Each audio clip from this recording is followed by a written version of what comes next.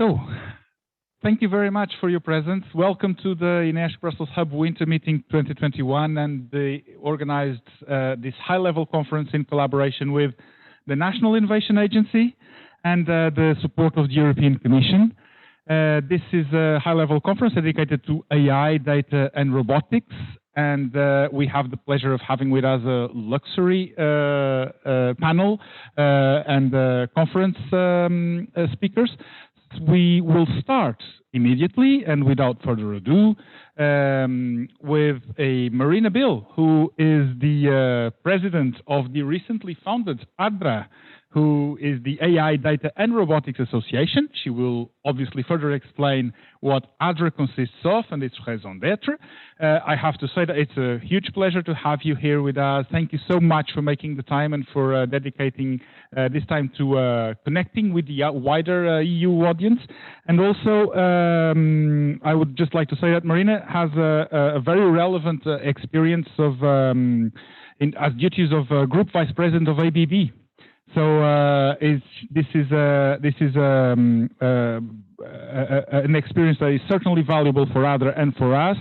We also will have, after Marina, other two speakers in the introductory panel, who are Sofia Azevedo, the national delegate for Cluster 4 of Horizon Europe, and she comes from the National Innovation Agency, and José Carlos Caldeira, administrator of INESC Tech, member of the board of INESC Tech, and the chairman of the management committee of the INESC Brussels Hub.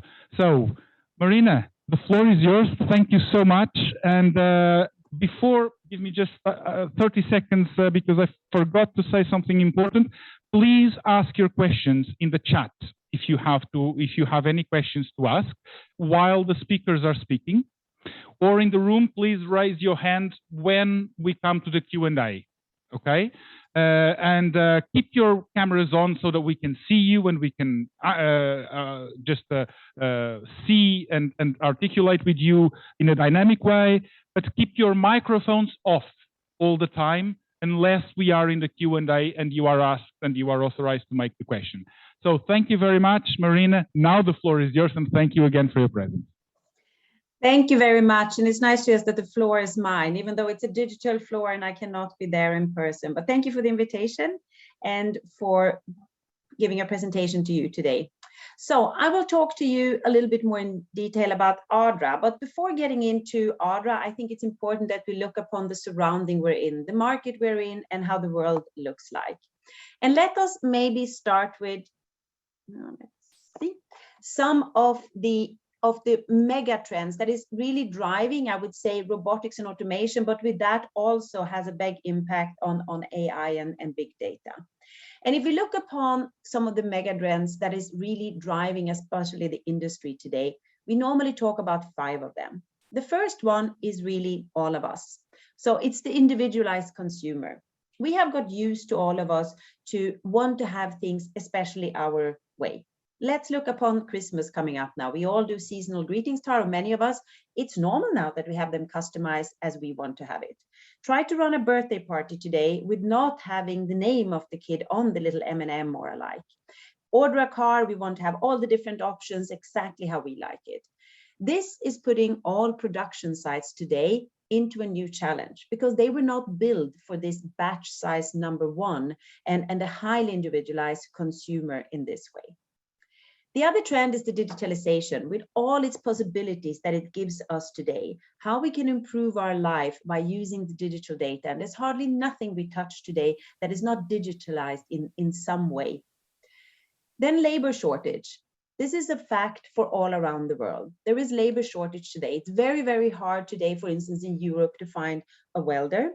The whole construction area, one of the biggest industries in the world, it's labor shortage. And it's not an only European problem. It's an issue that we're seeing all around the world, and it's just continuing. And except the labor shortage, on top of that, people also do not accept anymore to do dull, dangerous, or dirty works anymore. And this contributes even more to the situation.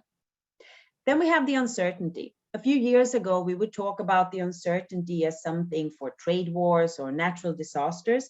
Since 2 years, we also know what a pandemic can mean and the uncertainty that that brings to. That raises no issues like, do we need to do more reshoring? How do we produce when even people cannot come to the workplaces and alike? Then in the middle of it is sustainability. One of the top topics for all of us, no matter what we're doing. We need to make sure that we care about the resources in this world in as a respectful way as possible to make sure we have a sustainable world. And with that comes a lot how we handle waste and how we optimize any production to reduce waste in this. These are the 5 megatrends that we have seen over the years that is really driving the industry. And the consequence of them is that more productivity and higher quality is needed. What happened now during the COVID time is that these megatrends, all 5 of them got highly accelerated. And what it also meant to that now people are asking about more flexibility and more simplicity to make things easier also and more flexible. And these trends, I would say, especially in Europe, is very, very clear to see today. So that's a little bit of an observation from the market around us.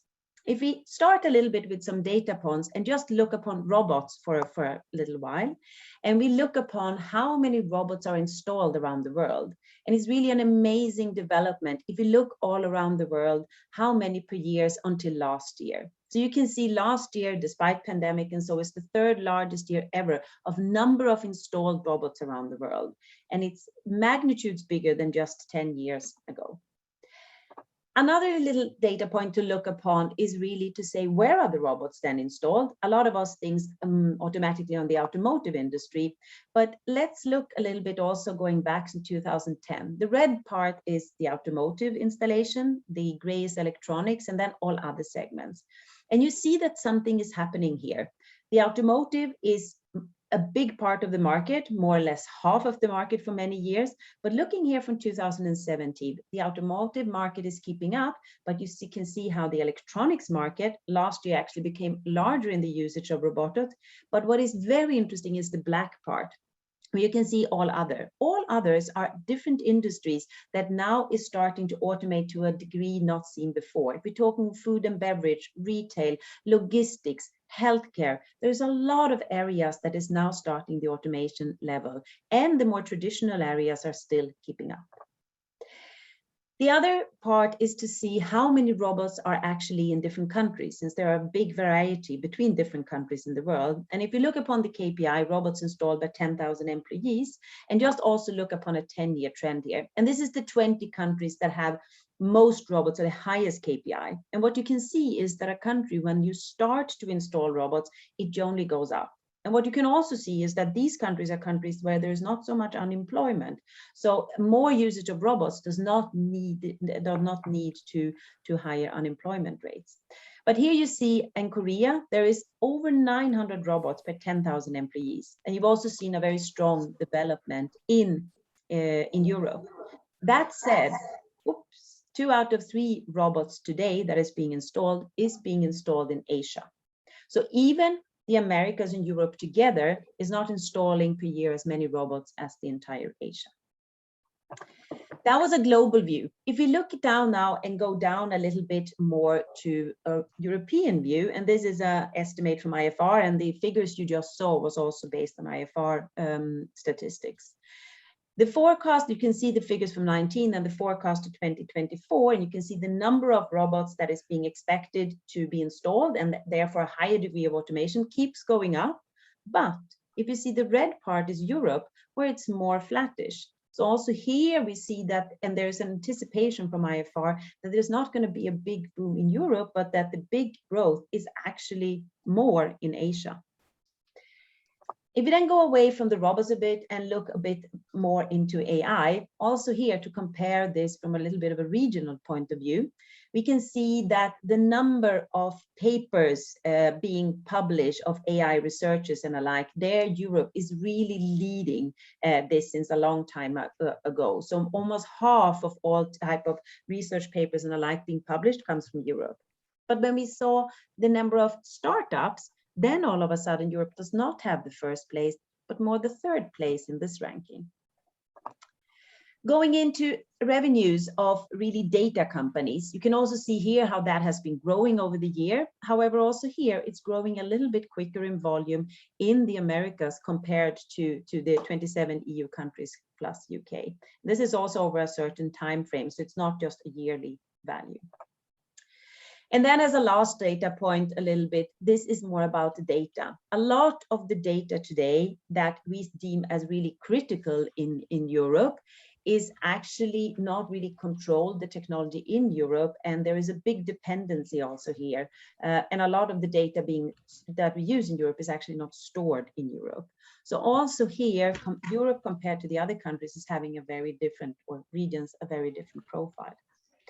So if we take this together, and we say we have a huge opportunity today when it comes to all the things in automation, robotics, the extreme amount of possibility that AI and big data can give us, and a little bit the data points we've seen about Europe, and we have that as the background also to the AI data and robotics partnership. So this is a co-program partnership. Whoops, now my picture disappeared. Can you still see me? Hello? Yes, indeed. Can you see my screen? Yeah, nothing appears. Okay, it just stopped sharing. I don't know why.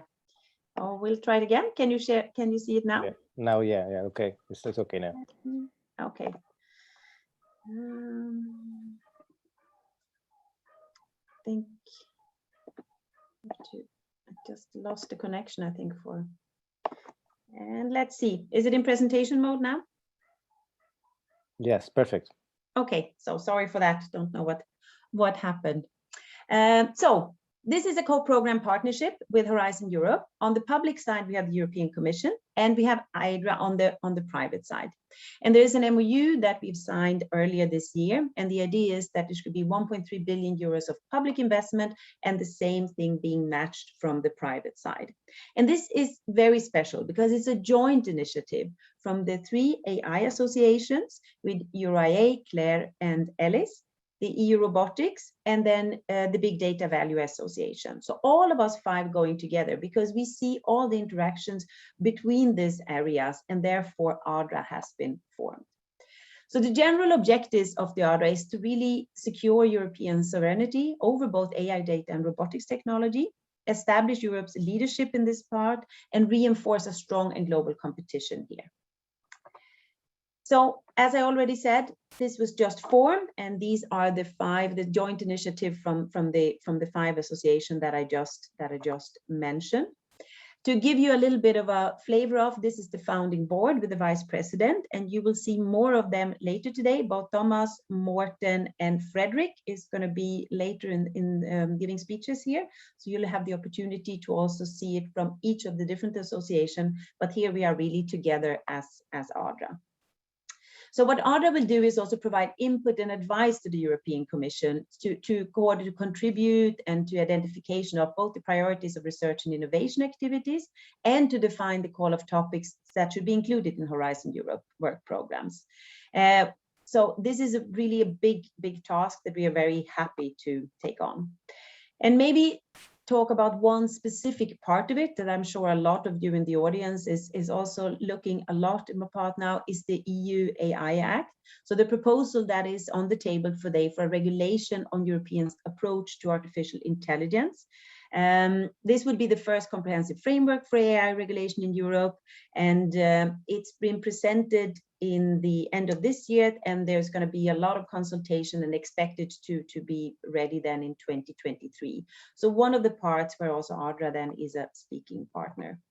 And one of the fundamentals in this part is this risk-based approach, where different AIs be looking into what is unacceptable risk, what is high risk, what is AI with specific parts, and what is minimal and no risk.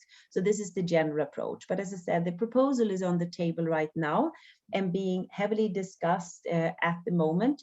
And I'm sure that a lot of you have a lot of input to it. So let's see if we can. So to go back a little bit to ADRA, both them with the background of the exciting surrounding we're in, the exciting things that is happening with technology. what is happening in Europe, and also with the AI Act being very discussed at the moment. We, as ADRA, welcome you very much to be a member, and there is 3 different types of membership. You can be an industry member, you can be a research member, or you can be a strategic member. You can also be an associate member without voting rights. So we try to find that it will be an association that is open to a huge part of different companies and research and laboratories, and all different kinds of players in this market will find their way here.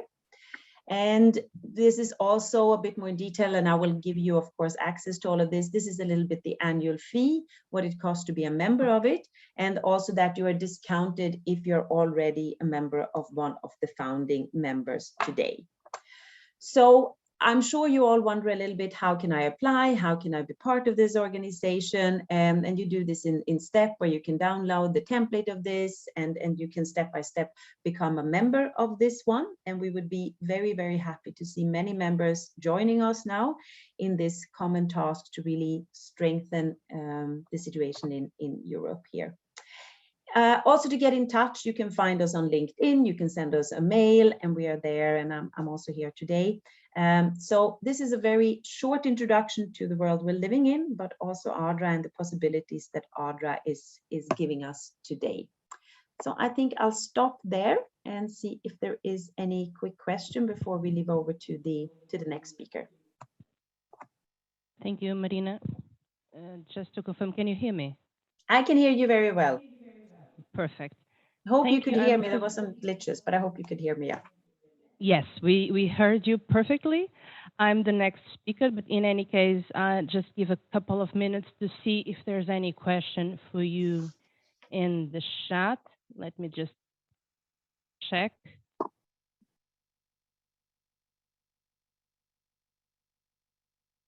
Actually, there is a question, and I will read it. Sorry, I don't have my glasses on. I had to come near the computer. And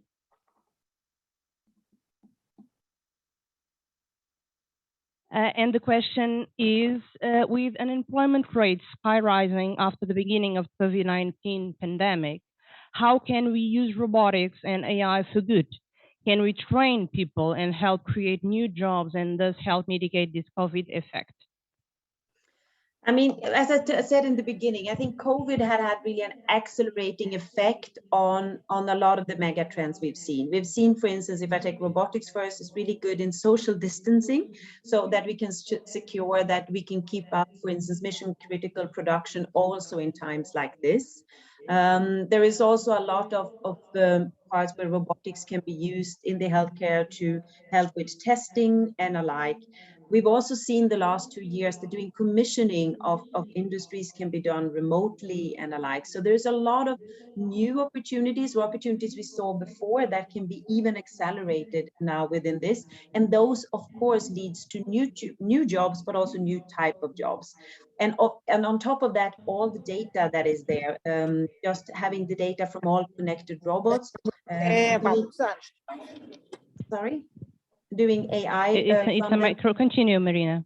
And making sure, for instance, we can work on condition-based maintenance and things like that. So a huge long of opportunities that we can do, both to support the COVID situation, but also continue the journey of creating more and better. It's a lot of disturbance. I don't know if you hear me. Yes, we can hear you, Marina. Okay. I will ask the audience to close their microphones. We are trying to solve it centrally, but it's a microphone that is on. I asked Maria Guerreiro, if possible, if she could disconnect her microphone.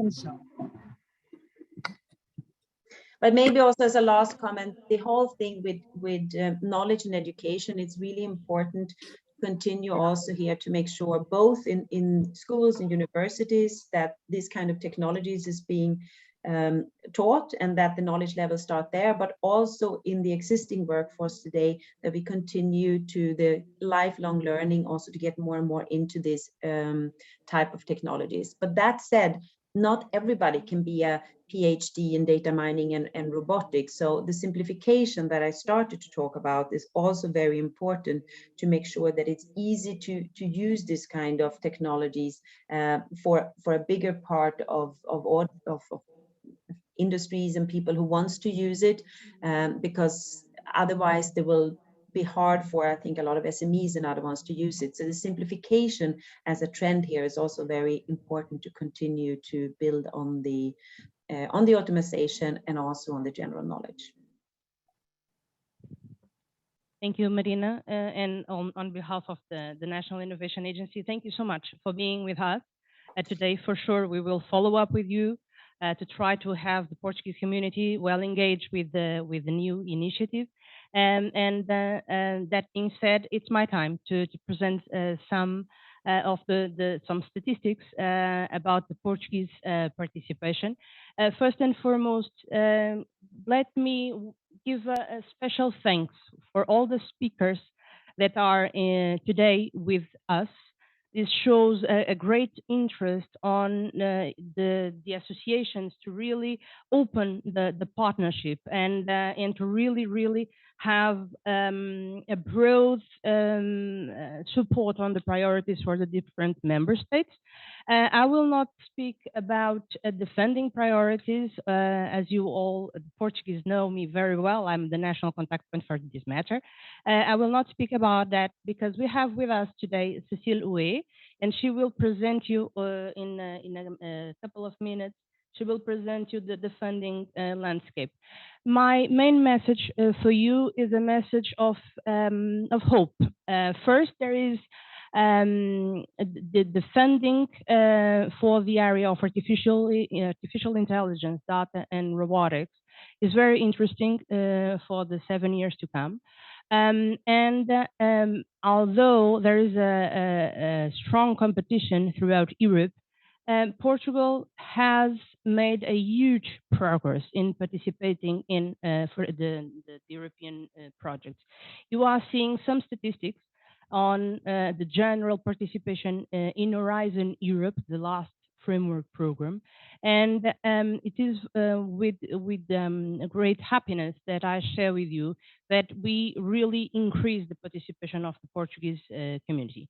You can see that we not only participate in almost 2,500 projects, but we coordinate a huge set of these projects. And we were able to capture from the competitive funding more than 1.1 billion euros in the last 7 years.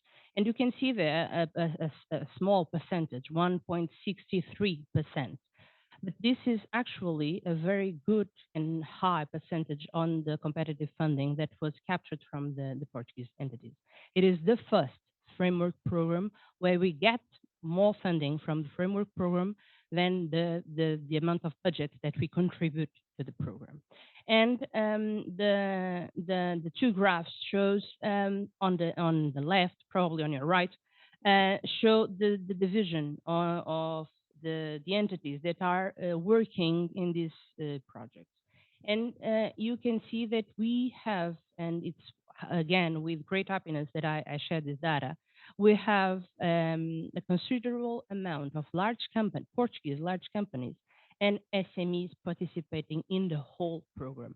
And if we trim down a bit the results, and I haven't included them, but if we trimmed out a bit the results for the area of information and communication technologies in the previous framework program, more than 50% of the funding was captured by the private sector in Portugal.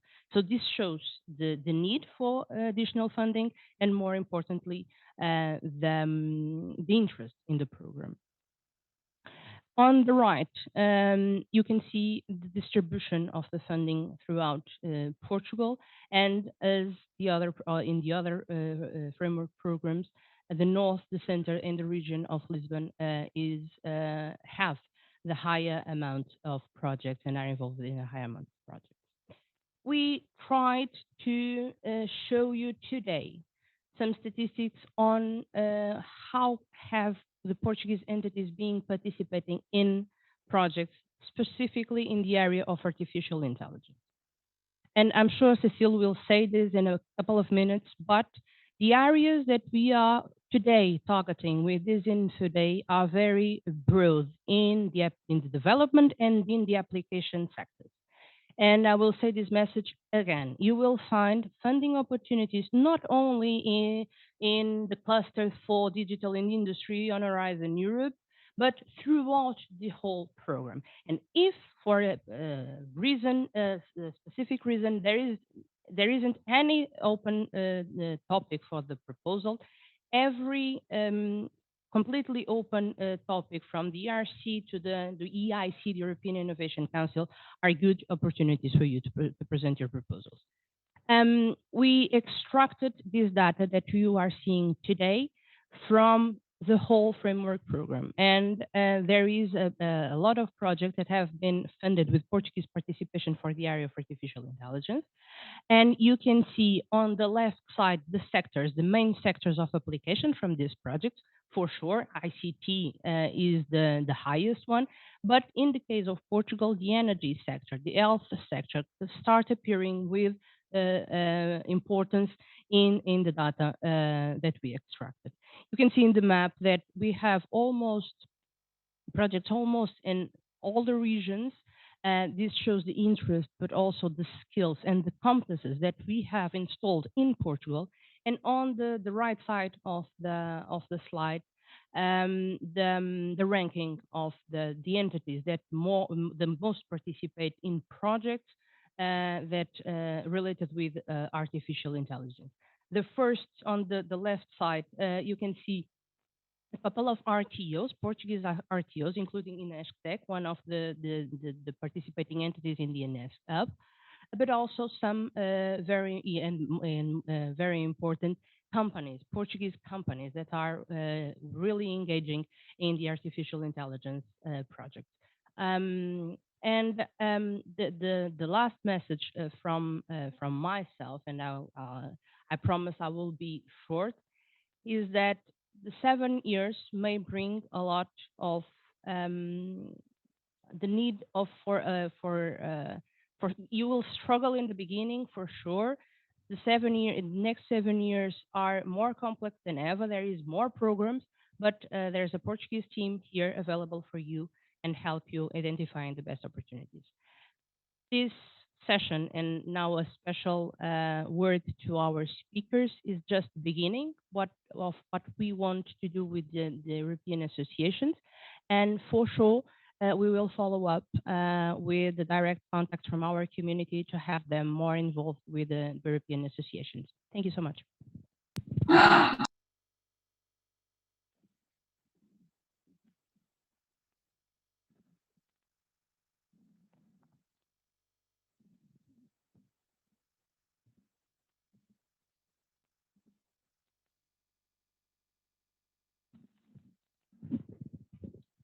So good afternoon to all of you present here physically and also to those that follow us online. On behalf of the Management Committee of INESC Brussels Hub, thank you very much for your presence. Particularly thank also for our speakers that are, our foreign speakers that are participating with us remotely. It's just a brief description of INESC organization. For those of you that are not so much familiar with us, just a few numbers. The organization we exist since 1980, and we were created as an interface, as an interface organization between academia and society and business. Along the years, we are being able to mobilize and to bring to our organizations as main promoters several universities and polytechnic institutes that are, let's say, located around the country also. And we became, after these years, as a privileged link between these universities and polytechnics and the business world through research, technology transfer, education and training, very important, with an impact in society and in business. As I said, we are a group of 5 organizations located across the country. But we also have an interesting position around the world. So we have very strong links with American universities. We have agreements with other countries, namely Japan, India, China, South Korea. We have a twin organization in Brazil. That's also very important for us. And last but not least, our last baby in that sense is of course, the INESC Brussels hub. A very strong bet from the organization in its internationalization, particularly to the European dimension. We work, the 5 institutes, we work across several research and innovation areas, from computer science to power, energy, industry, electronics, intelligent systems, communication, cybersecurity, and bioengineering and materials. So a big spread of domains. To do that and to be able to develop this set of activities, we have around 2,000 people working with us with different profiles. So we have contract persons, we have academic staff, and we also have a very important group of grant holders that do their training, advanced training with us, and then they move to industry, to the market. And this is a very important channel, not only for advanced training, but also to make then the technology transfer to the market. Just it was already mentioned, we have a very important participation in European projects already. So these are the numbers for the sample of the 5 institutes in Horizon 2020. So around 140 projects, and 23 of them coordinated by our organizations. Of course, a strong presence in ICT, but also in other areas. And I would like to stress what Sophia said. We need to look to other programs also, because we tend to look only at the ones that we are used to, more familiar. But there are opportunities for our organizations in many other programs.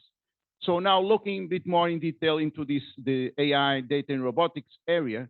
We have a strong experience on working with these technologies in different application areas, ranging from health, industry, mobility, bioeconomy, etc. And we do that by gathering a very diversified set of competences in many research and innovation areas. And this is an interesting advantage from our organization, because since we are able to gather these and to combine these different research competences. And by doing that, we are able to address more complex challenges and problems also. So this capability of working together, and also this increased capability of working together that the INESC Brussels Hub brought to our organization, allow us to join efforts and to join competences to be able to do these more complex programs. And in particularly in this area, I think, and I'd like to end with that. I think that it's interesting that if we look to the group of the 5 organizations, we have both a very strong competence in robotics, and I'm talking about robotics. I'm talking about hard robotics, so really hardware, so making real robots and putting them working in application areas. And we also have a very strong community on artificial intelligence. And I think that could be interesting if we look at those opportunities where we need to combine the 2 things. Because I think that those areas, and there are several, from precision agriculture to industry to precision medicine. So where we need to combine the 2 of them, I think that in those areas, we probably will have a competitive advantage that some other organizations will not be able to do it, because they do it either one or the other.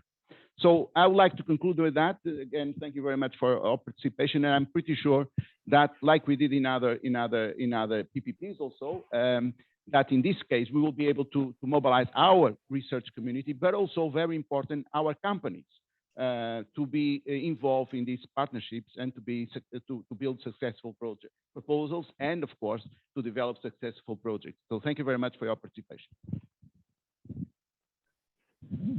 Thank you very much. Thank you again to Marina Bill, to Sofia Azevedo, and to José Carlos Caldeira. We will dive immediately into the next presentation, which is the presentation by Cécile Houet, who you can see already on our screen. Thank you and welcome, and thank you very much for your support in the organization of this important conference for the Portuguese community working in this area. Cécile, very, very nice to see you. And well, the slide says it all. I won't lose any more time introducing her function because it's written there in front of you. So Cécile, thank you again. And well, the virtual floor is yours. Thank you so much, and thanks for this opportunity. I think it's a wonderful link to the previous presentations, actually the three of them that I've just seen before. So indeed, I'm heading that unit on robotics and AI excellence and innovation, and I'm going to present you only part of the whole AI strategy, focusing in particular to the creation of an ecosystem of excellence, and explain a bit which kind of funding support we offer. And again, I will not be exhaustive. As Sophia said before, there are many opportunities in the full work program. I will focus on the one we are supporting in the unit, focusing more on the supporting of enabling technologies, and in particular the robotics and AI we are supporting in our unit. And I would invite you also to check the complementarity funding also in the data. So we have a very closely collaborating unit dealing with the data, and together we work with the PPP on AI data and robotics, but there is a specific activity in addition to this one on data. But you will see already that some of the topics are cross-cutting AI data and robotics.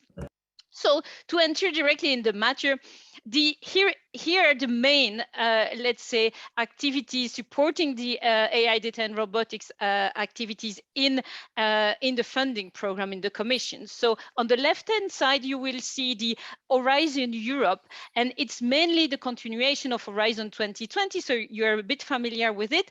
And so you have plenty of opportunities from more basic research from ERC to more applied, and also support from SME. But in this pillar 2, there is a cluster, this cluster 4, dedicated mainly to the development of digital technologies, and this is where the support to the development of robotics, data, and AI technologies is supported. And in that framework, we support the research, the technological development, demonstration, piloting, proof of concept to that level of funding. So to this level of TRL up to, let's say, 7 in general. So we will continue supporting from basic research to a bit more applied research in the context of Horizon Europe. But we saw as well in Marina's speech that there is a problem to bring those technology to the market. We are not so good in Europe to exploit really the excellence we have, the excellent result we have from the research, and bring them to the market. This is why we created this Digital Europe program to complement the Horizon Europe program. And this Digital Europe program is about capacity building and deployment. And one of the 3 major technology which is supported in the Digital Europe program is about AI. And the other one is about security. The third one is about HPC. And in the context of AI, we do a number of things. We do capacity building and infrastructure development. We have one pillar about data, creation of data space, making data, good quality data available to all. And then we also have a pillar on developing a cloud to make a European cloud available to everybody. And then when it comes to really AI development, we have 2 major activities: testing and experimentation facilities for AI, providing a facility to test, to provide to innovators a testing environment so that they can test in real environment their technologies. And finally, the AI on-demand platform, I will explain a bit more in detail, but basically a central access point to all the research we have in AI in Europe. In addition to capacity and infrastructure, there is a pillar about skill development, including on AI data and robotics. robotics. And then another pillar about boosting the deployment. And you've certainly heard about Digital Innovation Hub, especially European Digital Innovation Hub, that will be supported in the program. And the goal is really to help SMEs and public sector to adopt the technology, take advantage, and maximize their digital transformation, in particular with the help of AI, data, and robotics. So I cannot insist more and invite you more, especially after the last slide I saw that you have a big contribution, potential contribution to the PPP. So please do join the PPP to be part of it, to be part of the development and the implementation of the strategy of research, development, innovation, and deployment of those technology in Europe. So be part of this big community, because the PPP is also, it's not only defining a strategy, but it's also building a very strong community in Europe. So please be part of it, and this is your chance, your opportunity to have a say in the strategy, and the outcome of that work, we use it to define the priority in the funding as well. So I will go very, very quickly now in the content of the upcoming calls in AI, data, and robotics. So we have in the cluster 4 a number of destination. The destination 3 is about digital and emerging technology, and this is where we have two major activity. One is about innovation in AI, data, and robotics. You see here, it's really comprehensive, bringing AI, data, and robotics together. And the goal, we have one call, which is about AI, data, and robotics for industry optimization, both production and service industry, for 19 million euro call. And then we have the activities about robotics, and there we really want to push the limit of current robotics technology, so make them more efficient, robust, safe, and adaptive, and trusted as well. And for that, we have two calls, one which focuses on the physical intelligence of robots, and this is a research topic called RIA, Research and Innovation Action, and another one which is about innovation action in robotics, so demonstrate what technology, what robotics technology can do in different application. So in all these activities, the focus is always on the technologies, pushing the limit of the technology, either more from a foundational side in the research area, or then in the context of an application. So pushing those technology to demonstrate the capability in applications. So I will go one by one very quickly. So first, the innovation action on AI, data, and robotics for industry optimization. The goal is to advance these technologies and automation to optimize the production and services value chains. And there are two focuses. And the second one is about AI for, and when we call AI, it's again AI, data, and robotics, to adapt production or services workflow. We know that especially in this crisis, we saw a lot of needs to adapt to circumstances. So we need adaptation. And this is why this topic is there to call for this kind of activities. And the scope, the focus is really on integration and optimization of AI, data, and robotics solution to demonstrate how they can optimize production and services use cases. Now let's go to the robotics topic, the two robotics topic, one research, one innovation. Let's go first on the research one. So pushing the limit of physical intelligence and performance. We know that robots, in order to be useful, they still need to improve the physical capabilities. So we expect from this call to see advanced physical functionalities, capabilities, be more efficient, and allow as well to reach beyond human capability, being very small, very big, or very fast, or precise, and we want also to have our advancement is safety and efficiency in physical human-robot interaction, be fast enough, be efficient enough, responsive enough, and finally we want to increase the robustness to adapt to change, so that we can have longer-term autonomy of robots to be more useful, and then also increase the level of trust we can have in robot and their dependability depending on the circumstances circumstances and evolution of the environment. Here, the scope is about developing novel scientific approaches or pushing the limit of existing one. And it can apply to any kind of robots on the ground, in the water, flying, and of any size, being microscopic or gigantic robots. So now the last topic about robotics is about innovation action to increase the robotics capabilities and demonstrate how they can really help and bring solution in different use case application scenarios. So the goal is to demonstrate systems able to show the added value of robotics and increase their performances. So they should show their performance in major application sector or tasks which are dirty, dull, and dangerous or strenuous for people. So how can robots help people in their daily activities, or then in extreme condition where you want to send robots in dangerous condition for human, for instance. And then one of the expected outcome is to push the limit beyond human performance in very complex tasks. It could be in manipulation or any other kind of task where we want to have advanced performance. And we want also to see high level of reactivity, responsiveness, and intelligibility, and show how that improvement is useful in application scenario. So the goal is not to do research, but rather integrate novel robotics technologies with advanced capabilities into solution and show the potential in these application domain. So here it's again about really pushing the last limit of the technology rather than really developing application. The focus is still on technology development. So this was about the topics we have in destination 4, as it is called. No, in destination 6 is about AI, and we have here 2 topics. One is for AI for human empowerment for 16 million euro. It's a research and innovation action, and the other one is about European Network of Excellence Center expanding the European Lighthouse.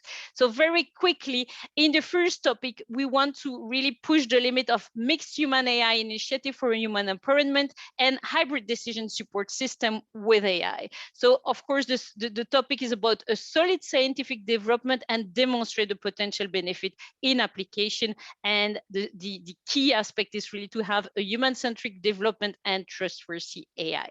For the Network of Excellence Center, the goal is to bring the best researcher we have in Europe, make them work together and make them attack major AI challenge which hamper the deployment of AI. Here, when I mean AI, it's the large sense AI data and robotics. And the goal is really to have this strong European community of AI. So we bring the best together, but they have to bring the rest of the community at the highest level of excellence through their various activities. So we want to create strong visibility and identity for a vibrant AI community in Europe.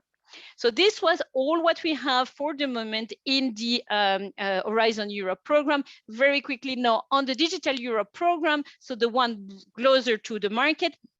So why do we have these AI activities in Europe? There is a huge potential of AI solution prototype, but we are not fully exploited, which are not fully exploited. And AI should be, what we do, it's to bring AI from the lab to the market to boost the take-up. And how do we do that? We have 2 activities. We test in real environment and we give access to AI resource in Europe. So this is the testing experimentation facilities and the AI on-demand platform. And what is the AI on-demand platform? It's a reference central toolbox to give easy access of high quality, trustworthy AI tool made in Europe. And for whom is that platform? For the European developers and innovators to give them access to the whole European market, but also for integrators and user of AI so that they can find the tools they need on the platform. And which kind of AI resource do we promote? Any kind of AI algorithm and tools course, software, but also hardware, robots, physical robots, IoT, and so on. So the platform should also give access to all the necessary resources for AI, from cloud to edge infrastructure, data, and so on. In terms of budget, we are now calling for preparatory action for 1 million 6 to 9 months. And after, we will have the deployment of that platform, 28 million for 4 years. When it comes to testing and experimentation facility, the importance of this, we saw it during the crisis when we asked, okay, to our community, which kind of AI and robotics solution could we deploy to help solving the problem? And there were many, many prototypes, but we could not deploy many. Why? Because they had not been tested enough in hospitals, for instance. And it's not the moment of the crisis to bring your piece of technology in an environment when it has not been fully tested, especially because AI brings some level of autonomy. So we are calling for world-class reference site for experimentation and testing. The goal is to provide real environment, and we have selected 4 essential sector to provide these testing facilities in manufacturing, healthcare, agri-food, smart cities, and communities. And they must, of course, be equipped with the necessary infrastructure to test the AI. In terms of numbers, the budget for each of the sector will be either 20 million for the smart cities and community and 30 million euro per sector, but only funded at 50%. So in total, it's an endeavor of 40 or 60 million euro. And this should be composed of a small number of nodes. Each of them is linked to a physical location, and it's a size of about 5 million euro funding. So it means 10 million as a total cost. So it will be co-funded by member states or by private investment, but mainly by public funding, since the goal is really to offer a service to the communities. Duration 4 to 5 years for each of the project, and it will be called in Q1 22. If you want to hear more about that, I would strongly invite you to go on the website. We had workshop, info days, and so on. So please go there. If you have questions, also contact us. That's all for my side. Thank you for your attention. Thank you so much, Cécile. Always very insightful.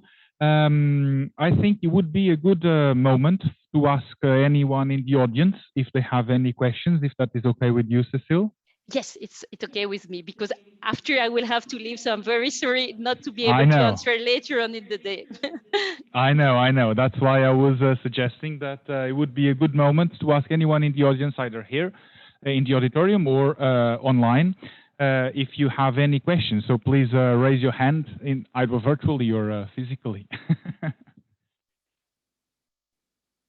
Still, I think you've been very clear, or they are going to leave all the doubts for Sophia to clarify. No problem. You can still send me the question afterwards. There is no problem at all. I think there is one question. Hold on one second. Just one clarification in terms of test and facilities. You mentioned that it will be co-funded by member states. Would the mechanisms already defined will be something similar to what happens in the digital innovation hubs, or you are thinking about something different? It's a bit different, because in the context of Digital Innovation Hub, they had to have, member state had to have a pre-selection mechanism. We don't have that in the TEF. So what we do, we call for, we will open the call, and then we ask member states to commit co-funding. So we had, for instance, a matchmaking event, and we have a website where member states can flag if they are interested to co-fund. And what we do as the Commission to help really the consortium to build up, it's to put online the name of the countries interested, their interest in which sector, and then a contact person, so that each stakeholder interested in taking part in such consortium, then they can go to their member state and say, okay, are you interested to co-fund my project? And this is the way it works. So it's less formalized, but we try to facilitate as much as possible the matchmaking, and we will probably, once the call is open, again have another matchmaking event to facilitate the construction of a consortium. Maybe I should clarify, I did not go into so much detail, but you will find all the information on the website, that we are calling for each of these sector one big project, taking the whole budget. So it's a major endeavor. It will be a very big project. We don't expect to have a lot of partners, but yeah, there should be a limited number of nodes. I said each of them should be about 5 million euro, each of them linked to a physical location. So you see a bit let's say the structure and the size of such project. I think that is very clear. José Carlos is saying that he's nodding with his head in a very pleasing way. So thank you very much again, Cécile. We will obviously have more questions for you. We will get them to you directly or via our excellent team of national delegates and contact points in this area. So thank you very much once again. Thank you all for also being here with us. And we will, without further ado, go to the next session, which is the session related with the different dimensions of AI data and robotic partnerships and the specific panel on excellence, the future of AI research. So thank you very much. And I will call to the table Arlindo Oliveira, the moderator and the president of the INESC holding. Also, Morten Irgens, and I am sorry if my pronunciation is not up to scratch, so, which is representing CLARE, the Confederation of Laboratories for Artificial Intelligence Research in Europe, and Nuria Oliver, ELIS, representing ELIS, European Laboratory for Learning and Intelligent Systems, and also Frederick Heinz, representing EuroAI, European Association for Artificial Intelligence. And I will pass this microphone to Arlindo. You have to use this one, please, because otherwise the people in Zoom will not hear. Hello, good afternoon, everyone, and I thank Martin, Nuria, and Frederick for joining us. I can only see two there, but do we have the three? Frederick, Yes. You are there. Okay, very good. Well, thank you for joining us. And we are looking forward to hear a little bit what you have to tell us about these three networks organizations that aim at furthering artificial intelligence in Europe. And as arranged, I will ask each one of you to provide us with a short presentation of the organization you are helping coordinate, maybe between 5 and 10 minutes, something around that time. I'll let it up to you. So I invite Morten Irgens from CLARE to tell us a little bit what CLARE is, what the objectives are, and where we are now.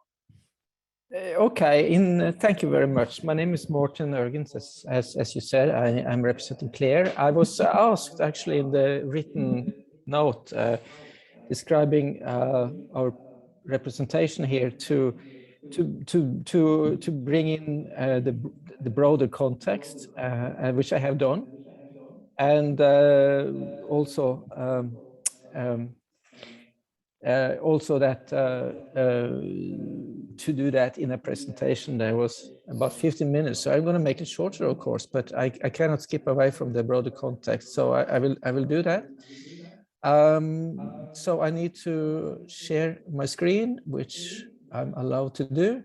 Thank you so much. So, well, so here we go. Yes. You saw this probably this graph a bit earlier today. It shows, you know, the gross world product over many years, and of course it's exactly the same graph as you would if you plotted the world's population, and you see how it just explodes. Question is, what happened there? If we zoom in, it doesn't tell us what happened there. So, but we know what happened there. It's technology and it's science. And the reality is that technology is the prime driver of the economy, and that is the context here. Technology is also the basis for global power, whether it is economical, whether it is security, military, whether it is information. So technology is the basis for global power, and technology is a key disruptor of power. Artificial intelligence, AI, is a key disruptor of power of all these types. And we know who said that a nation that leads in AI will be the ruler of the world. That is well known, but it's worth to think about. Artificial intelligence is a key disruptor in so many ways that that it is a reason among many reasons why AI has been brought on the table, on the political table. Of course, if we talk to Anne was one of the students starting this fall at my university, and she started on a bachelor in IT with a specialization in AI. And for her, that was not the driver, that AI is a key disruptor of power. The driver was really something else. She's born in 2002, and she's going to retire around 2070. And for her, the question here became that AI is key to address our grand challenges. Technology is key to address our grand challenges, and AI is an important technology in addressing many aspects of them, because the future is scary, that we know, and the future for Anne and the other 19, 20-year-old students that started this fall at the universities across Europe, they have a really big stake in this. So this is the basis.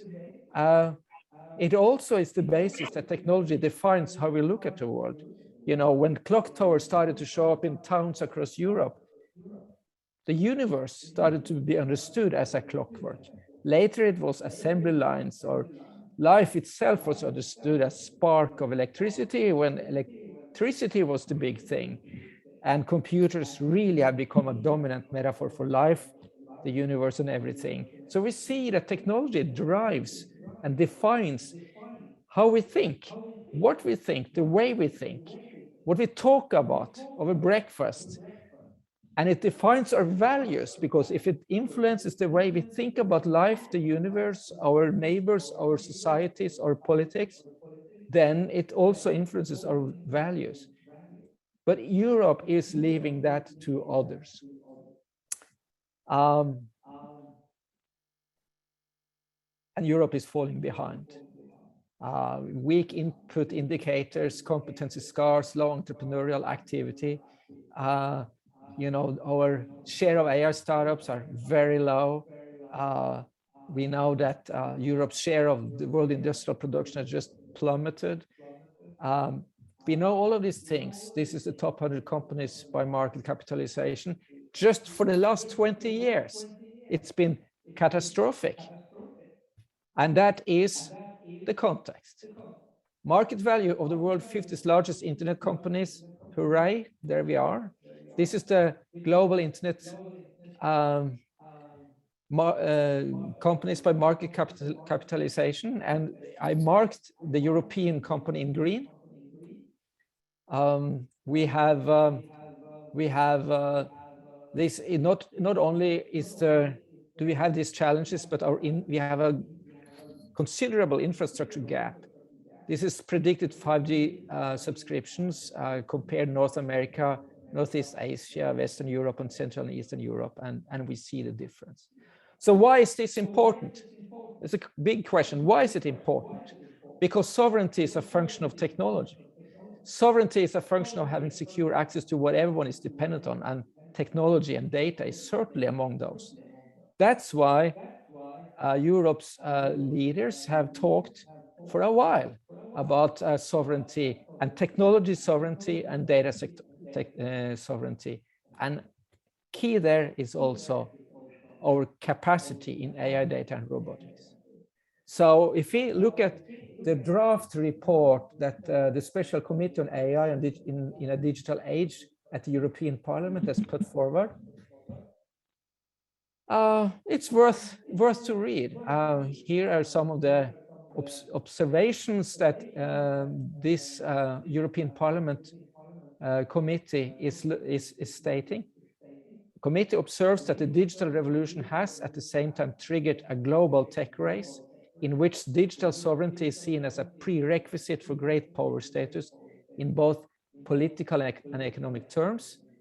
It stresses the growing realizations among decision makers that emerging technologies could lead to a global power shift away from the Western world, and points out that Europe, which for centuries set international standards, dominated technological progress, and led in high-end manufacturing and deployment, has fallen behind in a new winner takes most or superstar economy, which underlines the risk of European values being globally replaced and our companies becoming marginalized.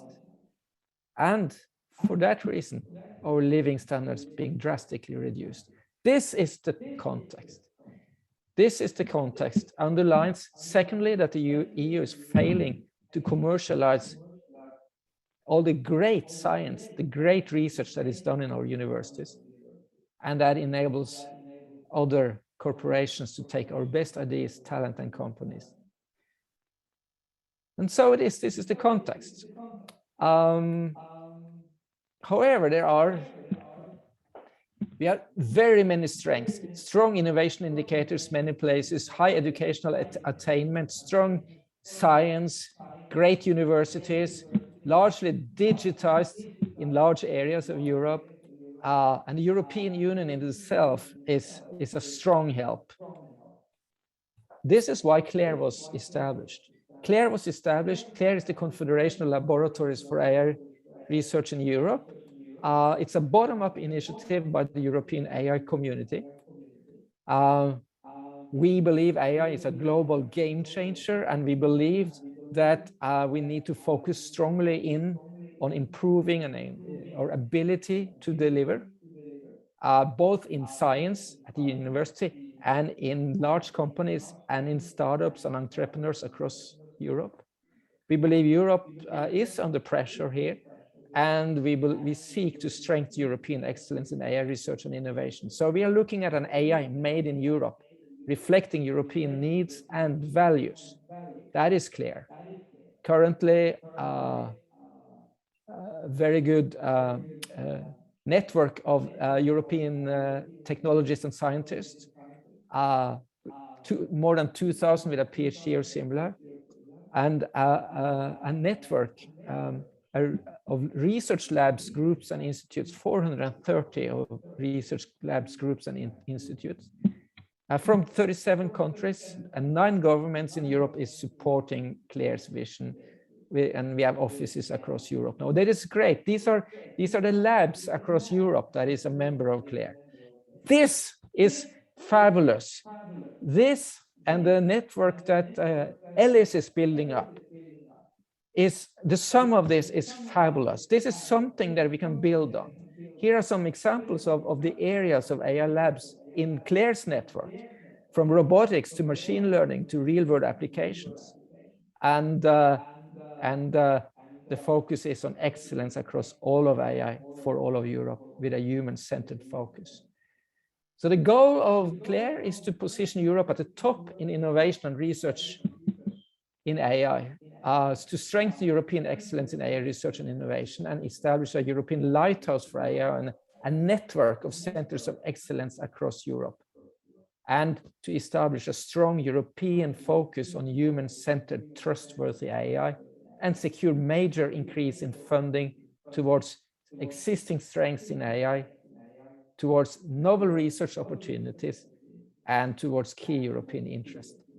This is what CLARE is trying to do with a focus for AI for good. And for that reason, we participated in establishing ADRA together with our close friends in the 4 other associations, including 2 other AI associations, Ellis and EurAI, which is great. It's fantastic. And for that reason, we really appreciate the agreement that we have made with the Commission.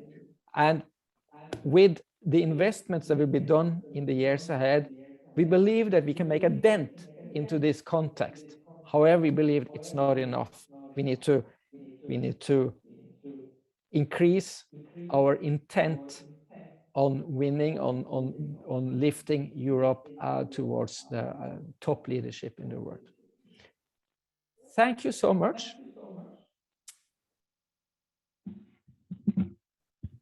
Thank you very much for an interesting presentation about Claire. We'll have some time to ask questions and discuss. I now suggest that Nuria goes forward with Alice. Nuria, please. Coming to us, I think. Hello, Nuria. Can you go forward and presenting Alice? Sorry, yeah.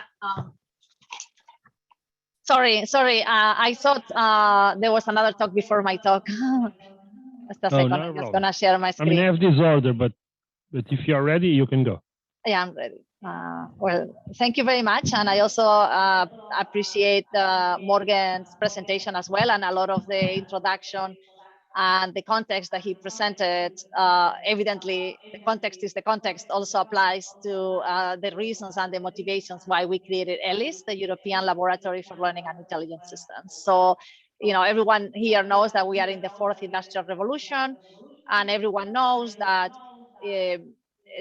this revolution is profoundly transforming all elements of society, and it is enabled by a number of disciplines, including artificial intelligence, and specifically the data-driven methods of artificial intelligence, which are the ones behind this exponential growth in artificial intelligence and the pervasiveness of artificial intelligence in our society.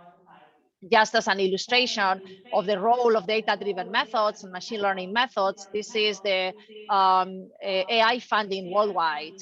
And as we can see, basically all the funding is related to machine learning methods fundamentally.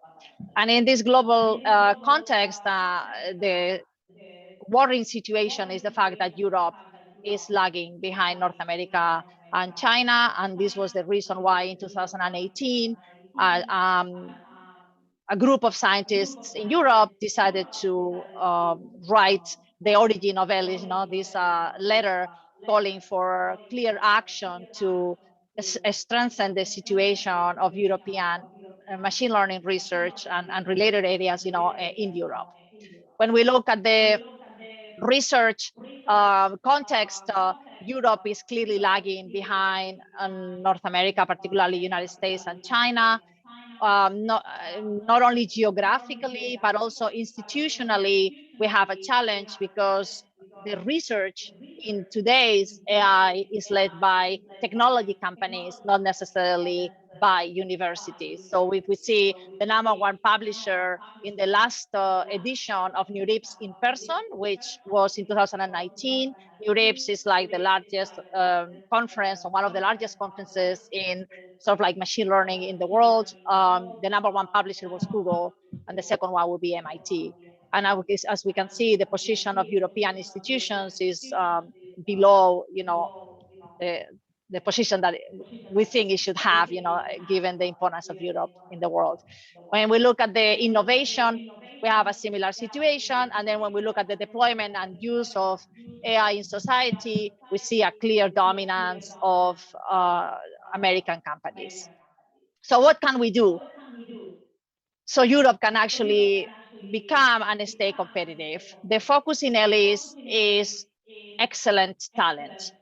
We think that we should create an environment that is able to attract and enable the best minds. The best minds are the ones that are going to change the world, are the ones that are going to have real impact, and are the ones that attract other talent and that teach other talent. So we think it's the best investment that we can make. In ELIS, we also believe in the fact that diversity is a key asset in Europe. And we very strongly believe in the power of creating very strong regional ecosystems around this leading talent who is doing excellent research. And these ecosystems would have startups and industry collaborations and other academic collaborations and society as well. So we have a really dynamic set of ecosystems all over Europe leveraging the diversity that Europe has. But then, of course, none of these ecosystems would be significant on a global scale. So we need to connect them in a network so we could have the necessary critical mass to be relevant globally. And that's the vision for ELIS. So to achieve this vision, since 2019, ELIS has been launching a number of actions or pillars. The first one are the ELIS research programs, which are inspired by some other initiatives in the world, like the CIFAR programs. And the ELIS research programs consist of 2 to 3 directors of the program and 10 to 20 fellows or scholars in the program who are distinguished scientists, either junior, the scholars, up to 10 years of research experience, or senior, the fellows, which is more than 10 years of research experience. And the goal for these programs is, first of all, to identify the excellent talent that we already have in Europe. Second of all, to foster collaborations between the different fellows and scholars, and to identify synergies between them. After several competitive calls, ELIS has launched right now 14 different programs, and these programs organize at least 2 workshops a year. Some of them are very theoretical, for example, the geometric deep learning program. Others are around a certain vertical, for example, machine learning and health, or machine learning for earth and climate sciences, and other programs are transversal, for example, natural language processing or human-centric machine learning. This is an example of some of the workshops that were organized recently, and then the health program organized a number of workshops throughout the pandemic to talk about the intersection between AI and the pandemic. The second big pillar in ELIS is the PhD and postdoc program, and this pillar is funded with funding from the European Commission. And the goal is to identify and attract and nurture the best young talent in the world to come to Europe to do their PhD. It's actually, the goal is that it will become the best program in the world to identify young talent to do their PhD in machine learning and related topics. So there's a big focus on excellence. The first edition of this program via central recruitment was last year, and it was extremely successful in terms of how many applications it attracted, more than 1,300 from 70 different countries. And it's extremely selective after many different sort of like filters and evaluations. I think roughly 60 candidates were selected to do their PhD. It's a very interesting program because the students have 2 advisors in 2 different countries who are fellows or scholars, the ELIS, so they are recognized scientists, and they will spend 6 to 12 months in the second country. So there is a mobility component included. Right now, the second edition for this program is underway, and I think they have received more applications than last year. So I don't know if it's something like 1,700 or something like these applications. So that's really a lot. The third pillar in ELIS is the creation of ELIS units and ELIS institutes. The ultimate vision is to have a network of ELIS institutes all over Europe. And these institutes would be the best places in the world to do research in sort of like machine learning and related topics. The goal is that the best researchers in the world have as a dream to be able to have a job in an ELIS institute. This requires long-term investment and cooperation between different countries and you know, pan-European institutions. So it's not going to happen in the short term. So ELIS has defined for the short term the concept of an ELIS unit. An ELIS unit is an excellent team of scientists who are working on relevant topics within the field of like artificial intelligence, and who commit to contributing to realizing the mission and the vision for ELIS. There have been 4 competitive calls for the creation of ELIS units so far. In September of 2019, that's when ELIS announced the first call for ELIS units and presented this concept of an ELIS unit without really knowing how many ELIS units there could be. And 2 years later, there are 34 ELIS units in 14 different European countries and Israel. And together, they have committed over 350 million euro in research investments in the next 5 years. So it has been a very successful initiative. just to gauge the quality and the excellence of these units, when we look at the CS rankings and we look at the top AI labs in Europe, we find that the ones marked in yellow have an ELIS unit. So we find that the vast majority of the top AI labs are actually ELIS units. And finally, the fourth pillar in ELIS is the industry alliance. We are extremely understanding that it is absolutely necessary to have very good relationships with industry. So ELIS has defined a way for industry to collaborate with it via different levels of financial contributions. And we have already a number of companies that are supporting ELIS. And then, as it has already been presented, ELIS is one of the founding members of the PPP on data, robotics, and AI, which is a very exciting initiative. We had the chance to present ELIS to many different leaders, science leaders in Europe, including the president of the Max Planck Society, of the Royal Society, or even, Angela Merkel. And then together with Claire, we were awarded the 2021 German AI Award on Innovation. And just to conclude, I just wanted to share with you my own vision, which I think is also ELIS's vision. Stephen Hawking said, artificial intelligence is likely to be the best or the worst thing that happened to humanity. And I invite you all to work together so we can make sure that it's the best thing that happened to us. Thank you. Thank you, Nuria, for the nice presentation. And I suggest we go forward with Frederick for your AI. Is that okay? You ready? Yes, I'm ready. So good afternoon. Go ahead. Good afternoon. So good afternoon, everyone. My name is Fredrik Heinz, and I'm a professor of computer science at Linköping University in Sweden. And I'm also a board member of the European AI Society, EURAI, that I'm going to give a presentation about, and also to kind of answer these questions that we were asked to answer. And so, I mean, I think what's important to realize, first of all, EURAI is a very different organization compared to Claire and ELIS. So I think we complement each other very, very well. So EURAI is in some sense, well, not in some sense, we are a much older organization. So we've been around for close to 40 years. Actually, next year, EURAI will be 40 years old. So we've been here since the early 80s. And EURAI is an association of national AI associations.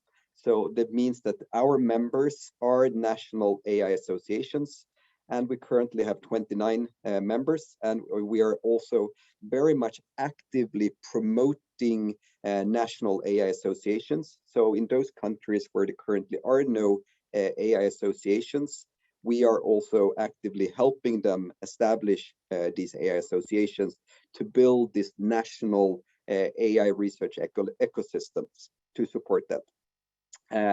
And our main aim is to promote the study, research, and application of artificial intelligence in Europe.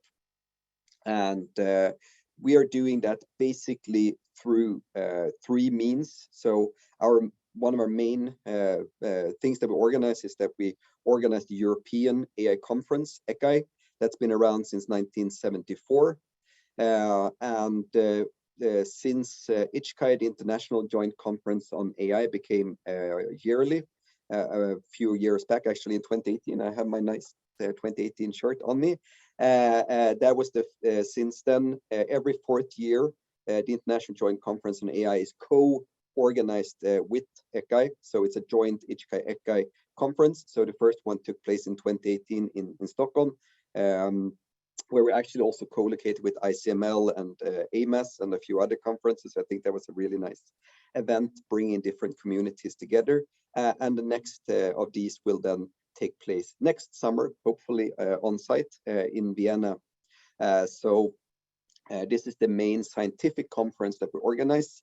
We also have an advanced course on AI. So basically a summer school or similar related to AI. So we had one that was jointly organized with the Humane AI Net this year actually, on human-centered AI. We will organize the next one in the spring, together with the Taylor, which is this ICT48 network that I'm coordinating. So we try to work together with different initiatives to deliver these advanced courses on AI, on important and relevant topics. And the third thing is the awards. We have a number of different awards that we give out in order to encourage and promote researchers that are doing excellent work. So we have a Distinguished Service Award that we have handed out only a few times. We have fellows. So currently we have 181 fellows of URI, and there is a limitation. So usually we accept 5 or 6 every year. And we're really pushing the scientific quality over time. So it's becoming harder and harder to become a URI fellow.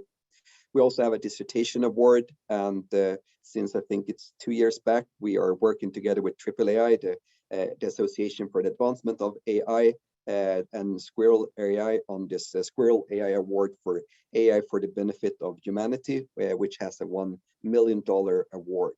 And the fourth thing that we also do is that we have a journal, the AI Communications, which we're currently redoing to make it more exciting and so on. So these are the kind of things that we do in URI. And next I want to talk about, I mean, this session is about ADRA and the relation between URI and ADRA, but also how can we push this European vision, and what do we need to do? So first of all, of course, URI is very happy to be part of ADRA, and we have been part of these discussions from the start. So originally it was Barry O'Sullivan and Michela Milano who were the URI representatives, and then last year I took over since we had a new board elected. So I've been the URI representative for the last 1.5 years.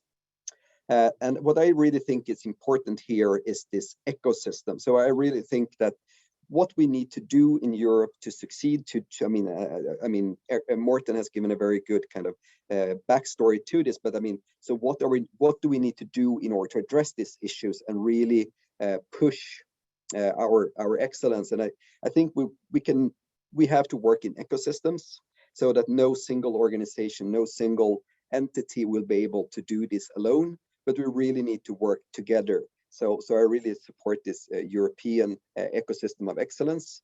And I also want to take an example from the Swedish context where I'm working, and we have been systematically working over the last, 5 years or so to get this innovation, competence, and research ecosystem working together with a number of different building blocks. So of course we have the universities and the industries and so on as the foundation for these ecosystems, but then we have a number of funding and other initiatives. So we have one that's called the Wallenberg AI Autonomous System Software Program, WASP, which is the largest research program in Sweden, where we actually have a budget of like 550 million euros over 15 years that provides the basic research for this. So we have the basic research, and we also have a sister program called WASP Humanities and Society, which is led by Virginia Dignam, famous Portuguese researchers, I've heard, and which is then studying the kind of humanities and societal aspects of AI and autonomous systems. We have an initiative on education that's called AI Competence Sweden, really focused on professional education.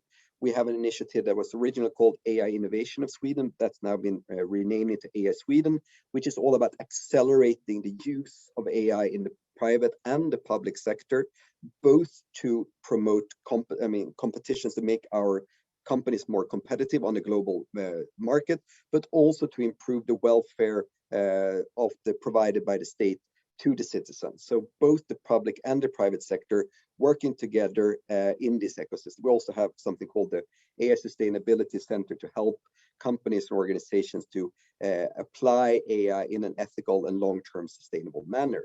So the point I want to make is really that we need all these different initiatives to work together so that we can really push what we can achieve together.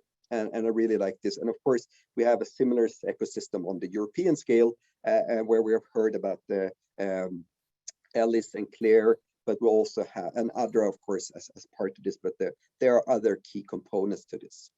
So if we then take the EURI perspective, I mean, we really take this broad perspective on AI, that AI is a discipline which contains many subfields. So this is an image I think is taken from the French AI report a number of years back, but I've been using it and I think it captures this very well, because I mean, these are basically the high level topics that you see in major AI conferences.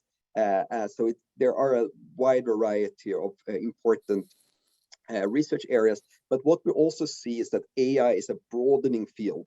It's not only kind of computer science as it were, but it's pushing much more towards, for example, humanities and social sciences, and there opens up a lot of very interesting and challenging research questions.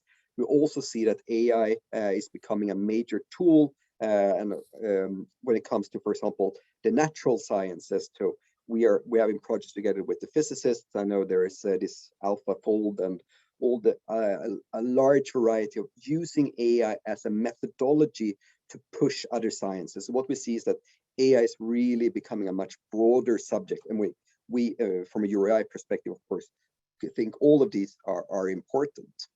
So in some sense, so what do we need to do moving forward? I also think it's very interesting because we have this kind of, I mean, I think it's becoming quite a lot of different people are using this kind of metaphor from Daniel Kahneman himself is also been more active in this area the last couple of years, that we have this kind of two different ways of approaching human cognition, that we have this maybe the more traditional way of having a very explicit this kind of more explicit model, or where you have this here is the goal, here is the facts, the things we know, and then we can make rational decisions based on this. So very much around this more logic-based approaches and this expert system-based approach, which I think what I think is really interesting is that they try to formalize this kind of ideal view on how humans make decisions.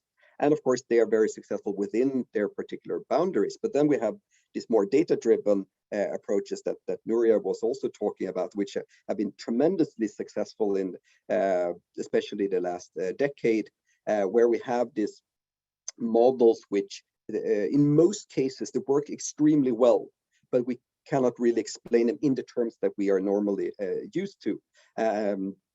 But I also think this is very much related to how, for example, human intuition works. I mean, that in many cases, when we are faced with a problem, we often intuitively feel, oh, this is the right answer. And in many cases, it is the correct answer. But of course, sometimes it's not the case. And we also have human perception. I mean, we are extremely good at recognizing different objects and people and so on, but we have very little introspection into how this works. And to me, this kind of captures a lot of these extremely successful and very useful data-driven, often machine learning-based approaches. So what we see is that both of these are extremely useful. And of course, what we really want to achieve going forward is how can we combine these and get the best from both of these aspects. So I think that's one major challenge moving forward. I think a second challenge moving forward is this: how do we move away from purely correlation-based methods to more causality-based methods? Because in most cases, we are interested in changing things. So we want to know, what do I need to do in order to change the world? And of course, correlations will not know in which directions the influence is. So therefore, I think moving towards more causal-based models will be a key step forward. And so we both need to combine this more data-driven and this more knowledge-driven or model-based approaches. And we also need to move towards causality-based approaches so that we can then provide explanations of the past and predictions of the future. So that's some of the things. there was also this question about how do these three areas, data, AI data and robotics, fit together. And to me, of course, the distinction between data and AI, I think, is a thin line. But because, I mean, today, most approaches in AI are data-driven, which means that data is a key component. It's not the only one, but it's a key component to really achieving successful AI applications. But when it comes to robotics, I really think robotics is very, of course, very important for the European industry, but also that if we're interested in really building intelligence, I mean, our world is based on the fact that we are bipedal, 2 arms, roughly 1.5 to 2 meters tall. And I mean, everything we have built is based on humans. So we use the body to interact with and understand the world. So I really think that is a clear connection, but also that there's all these challenges related to robotics, like safety and robustness, verification, validation, and so on, which is very much a lot of similarities with the challenges related to that in AI. So what are then the important aspects for Europe to lead to conclude?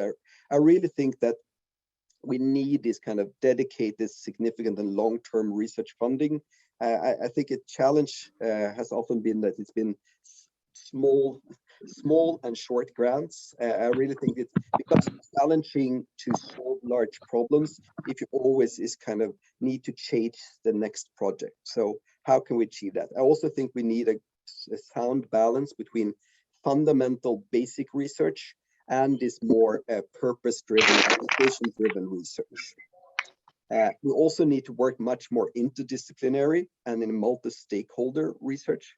So, I mean, as I said, this AI is broadening, so we need to bring in other disciplines to work together on these challenges. We also see today that as AI becomes much more pervasive in society, it influences many more people, which means that all these stakeholders need to be represented and their concerns need to be taken into consideration. So here, for example, this challenge-driven research that the EU is pushing is an interesting approach. Of course, as researchers, we always want to have streamlined and simplified research funding. It's always nice. And then I think just like Claire, so URI is a supporter of Claire, and really this lighthouse center in the sense that we need this centralized location. So we have all these great independent research entities. I mean, like Ellis said, we have this Ellis units. I mean, that's a great initiative. We need these strong national and regional research centers, but we also need this, the center of gravity, this place where we can really make this independent and distributed research center come together and solve the even larger challenges that cannot be addressed by any individual researcher. So we can create this critical mass, synergy, and cohesion, but also this brand, European, made in Europe, and so on. So I really think this is something that's missing on top of the existing approaches. And then, of course, there's so much more to do in education. I mean, we can talk a lot about that. And we also, I think Europe has a relatively simplistic views on innovation. I really think today we see that innovation is happening in much tighter collaboration between research and industry. And we see, for example, there's a lot of these industry research labs. I mean, Nuria pointed out that the number one publisher, the organization to publish in Europe was Google. And I think that's an interesting example that a lot of this is happening close to the industries. And of course, we as researchers also work closer to companies, because often when we have these data-driven approaches, you want or you need the data from real applications in really to do the interesting science. So I think this innovation is today much less, linear and much more working together in closer collaboration. And I think that's something ADRA, I hope, can be able to push much more. And I also think that AI made in Europe should really stand for this AI for good and AI for all. That we really want these solutions that we build here to have these European values. I mean, that's been pointed out by, I think, both previous speakers. And we also want to make sure that AI is really benefiting the broad society. So actually, when I'm asked, what do you think is the biggest risk when it comes to AI? Then I say, I think the biggest risk when it comes to AI is that AI will only favor the few. I think that is our worst potential failure. But if we want acceptance in society, we really need to make sure that we have a broad both acceptance, but also a broad impact that this technology benefits everyone. And of course, in order to do this, we also need to promote AI in a much broader context in society, so that we can make sure that they feel safe and secure and that they can actually trust the system. And I do think this broader awareness is really key to that. So to conclude, I do think all of us are really pushing hard to make sure that Europe is going to be a leading AI or was a place on the world when it comes to AI, but it's not about any AI. We want this AI that we can actually trust and that is really benefiting as many people as possible. Thank you very much. Thank you, Frederick. Thank you all for your interesting interventions. So we have a few minutes for discussion. Maybe I'll start this with one question and then I'll open the floor to the people here and on Zoom. Is it possible So to make a comment to the presentation? Yes, sure. Okay, so I just wanted to make a comment regarding the comment about the centralized approach. I think it doesn't make sense. You mean the Lighthouse Center that was referred to?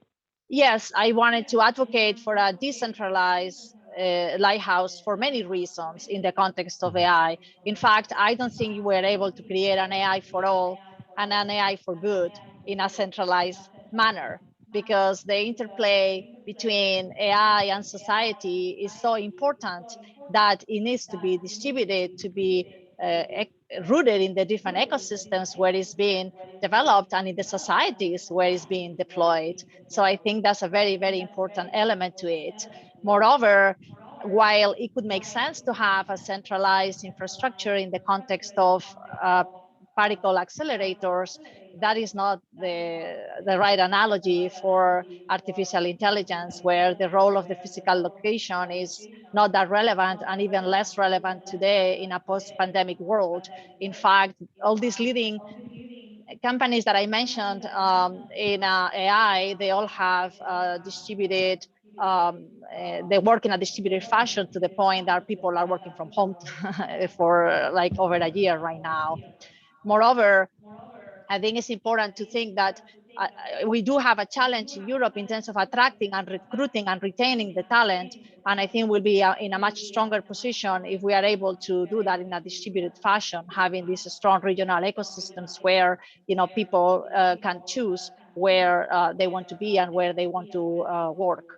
There is also the importance of AI in society because of being a discipline of transversal nature or general purpose, and to be able to leverage this general purpose and have impact in society, it needs to be contextualized to the societies where it's going to be used and deployed. And that's why it's so important to have a distributed approach.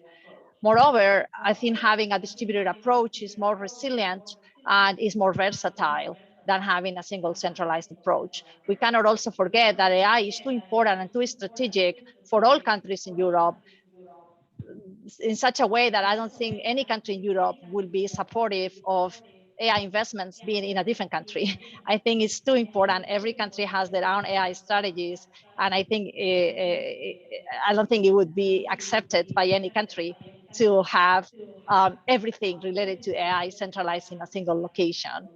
And I think having a distributed approach fits the European values the best. One of Europe's strengths is actually the diversity, the respect of its diversity. And I think pushing for centralization would actually go against the European values. So this is just some reasons why I think it makes a lot more sense for artificial intelligence in Europe, if we want it to be for all, if we want it to be for good, to make sure that we actually develop strong ecosystems all over Europe. Well, I would like to one Thank you. important Thank you, clarification Nuria. there is- like to comment on that, if you don't mind. Frederick. Nuria, you misrepresent what we mean with the lighthouse, and there is no time for discussing that now. But this was a very strong misrepresentation, and I think we could clear it up another time. We are not against a distributed model. We do believe that this has to act in coordinates. All we're saying is that we need a lighthouse as well, in addition to all the things you said. What would be the purpose of So, having? I don't Nuria. understand. Okay, but we can leave it in we can leave it in another to another time. But Yeah. I just wanted to provide another perspective because No, I you- think it's So important. we're not arguing against you. We No, we agree are with not. you that we think all the things you say are correct and good. Yes. And in addition, we also think that adding this lighthouse centralized additional facility to that, we will make the regional and distributed research even stronger and even better. So it's not either or, it's both. I do have another Sorry. comment though, if you don't mind. And that is it's about Europe's. Hold on, Martin. Just Yeah. just 1 second. Yeah.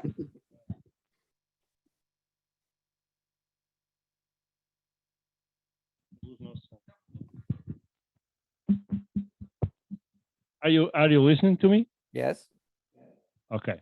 So, and anyway, thank you for the discussion. I think this is actually an interesting discussion. And if I understood it well, I mean, Nuria's point that against the centralized approach, I didn't read the Lighthouse Center as a fully physically centralized approach, more like a virtual center. Did I read that correctly? I mean, from the argument I was making, that in addition to all these very good regional and distributed approaches that we already have, I think the added value of also having a centralized location where people from all these different regional places can come and go and meet. And in some sense, I do think maybe the infrastructure is not the most important, it's the people. And working close together, we know, I mean, how much we like these I mean, well, remote participation is very good, but it's not the same as actually working close together in the same physical location over limited amounts of time and then going back to where you were. I really think also having a central physical location is an important addition to the current ecosystem. Okay. Okay. Thank you, Frederick. I think this is certainly a fascinating and interesting discussion. Of course, even things like Google and are now distributed really, so they are not in a single place. Although you can also point out to MIT, which is much more centralized. So, but I think this is an interesting discussion. We have already seen that there are different opinions on this. I think we have to go forward discussing this. But I'd like to use the opportunity to have you here with just a few more minutes to ask you one question where we may or may not be more in agreement. So do you think that the measures, that the strategy that the European Union is taking towards the development of AI is going in the right direction? For instance, if you look at the white paper that was published on AI, which put, I mean, on one side that argued for a safe and secure AI, on another side for a good environment for innovation. And then if you compare that with the AI Act, the Artificial Intelligence Act, which puts out actually 90% of the weight on the safe and secure, and only a very minor consideration on the environment for innovation. So do you think Europe is on the right track for this, or we have to change a few things? What's your opinion on this? And if you want to add some comment to the previous question, certainly go ahead, but don't spend all the time there because we are running out of time. Okay, let me have ladies first because she had the hand raised first, and then I'll give the word to you too. Oh, sorry, my hand was from before. It's not from now. But Morten has the hand up. I think it's maybe from now. I don't know, Morten. Good, yeah, that's good. Did you raise your hand now, Morten, or? Well, I did this, Yeah, and then they all raised their hand. Yeah. So. Okay, so why you talk first, and then I'll go second. I don't have any. I can let you go first. No problem. Okay. No, I'll be short. I do believe that we need to put much more emphasis on innovation, entrepreneurship, and science. I do believe that we cannot, that that requires an ethical, a legal basis. But we cannot be world leaders in ethical and legal basis alone. We really need to build the ecosystems that Nuria was talking about, the ecosystems that Fredrik was talking about, the ecosystems I was talking about. And in Europe, there's a tendency to have a very old-fashioned view of innovation, like a linear process that starts in universities where smart people think brave thoughts, have breakthroughs, and they are transferred to a grateful industry that turns it out to value. They even transfer there via technology transfer office. It's not the way innovation happens in the modern digital global knowledge-driven economy. It's not linear, it's complex, and it's the interaction of many different parts that makes this the values created. There are investors, there are entrepreneurs, startups, companies, there are incubators, there are research labs, there are individual scientists, etc. And it's this ecosystem cloud that creates it. And we are not good in Europe and identifying that and making that happen regionally across Europe. We don't do that well, and we have an old-fashioned way of thinking of innovation. Thank you, Martin. Fredrik? So, I mean, I think there are basically two things. I mean, in order to lead in regulation, we also need to lead in innovation. Yeah. So, I mean, I really believe that we need to put as much emphasis on innovation as we do on regulation. So, and of course, I don't think that we should take these ethical and legal aspects less serious, but rather I think we should take innovation and research more serious. And I think that is, I mean, when it looks at investment, I think it's the same thing there.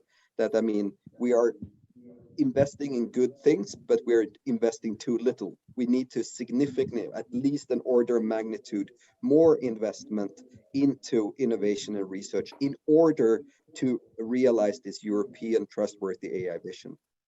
Yeah, I completely agree with what has been said. Maybe instead of like exclusively focusing on regulated innovation, maybe we should innovate in our regulation. I think regulation is absolutely necessary, and we are witnessing the negative impact of the lack of regulation in many domains where artificial intelligence is pervasive, right? So there is evidence talk about the concept of smart innovation. I think it's not easy to draft the right level of regulation, smart regulation that would actually foster an environment where we nurture the innovation that we want to see, because we do need innovation. We have tremendous challenges that we face as a species that we are not going to be able to tackle without the help of AI and without the help of technological innovation in general. So we do need technology and research and innovation in technology to survive. So that's obvious. So the key is, what kind of regulatory frameworks can we develop that foster and nurture and accelerate the kind of innovation that we want, minimizing the potential negative impact? So I think this is the key to me. I completely agree with Morten that the old-fashioned over-the-wall concept of I send this research over the wall to the rest of the to the society, and then they take it. This is completely useless and obsolete, and it doesn't work like that. And that's why, and in AI is even more important, because the state-of-the-art methods in AI today are so data-driven, and the data is real data from the real world. So at the same time as you're doing research, you're actually solving a real problem, because you're actually using real data. So the distance between the research and the application of this research is very small in many cases. And that's why you need these continuous, very close cycles and these multidisciplinary teams, multi-institutional teams, where the scientists are working with the users of the results, because there is this very close connection that doesn't exist in other fields, perhaps. So yeah, so I think there are some opportunities for maybe improvement. Okay, well, thank you, Nuria. Thank you, Morten. Thank you, Fredrik. if I read your comments correctly, your opinion is that there are a lot of things you can improve, not only invest more in AI, of course, but also pay a more balanced attention to the regulatory and safety and security aspects and the innovation aspects. That's also my own opinion. I think it's too heavily slanted towards the regulatory and security aspects, but I think we have to keep working on this. We are running out of time, so I think I will close the session now. Thank you very much. I apologize that we didn't get the time. If there is some very, very pressing question on the audience, we can have it. Nobody is raising their hands that I see. Ricardo has one. Okay, too bad. I was trying to close. No, but I'm responsible for our own delay. So I just wanted to ask one very simple question to all of you. How can we, stakeholders that you distributedly want to include in your future lighthouses, can contribute to co-create these, not only the lighthouse, I was being provocative, but can co-create the future agendas and I'm talking about INESC, but obviously the generally the AI and the robotics community and the national community, in this case in Portugal. Thank you. Did you get the question? Yes. So the question is I didn't really get it. So the question is, how can we, INESC in particular, but research community, contribute to bring forward that vision of Europe being a lighthouse for AI R&D? I think that's out of the question, right? I can, there are many ways. I mean, we've just presented a lot of possible ways in this session, right? I mean, there is, we just represented 3 different leading associations in Europe in terms of AI. So I think one clear suggestion is to get more involved with the different associations. Of course, from my view, I would recommend ELIS, but not exclusively, but also, there is ADRA that has been mentioned, which is the PPP that has been created for data, AI, and robotics, and brings together, I think, every player, every stakeholder right now in Europe that is working on this topic. So that's another way. I think the most perhaps empowering and inspiring and exciting message is that anyone can contribute. There are so many opportunities right now, and there are different channels to be able to contribute and help. I mean, we do need a lot of help, and I think anyone that has the time and the interest and shares the vision is very, very welcome to join forces. Because the gap with North America and China is still there, and we do need to act. It's time to act. I always say no more words and more action. Because we do really need to act and act fast. Thank you, Nuria. Martin? Yes, we have a tendency in our organizations to work with the communities, work with the subject areas. We are driven by the science and the innovation.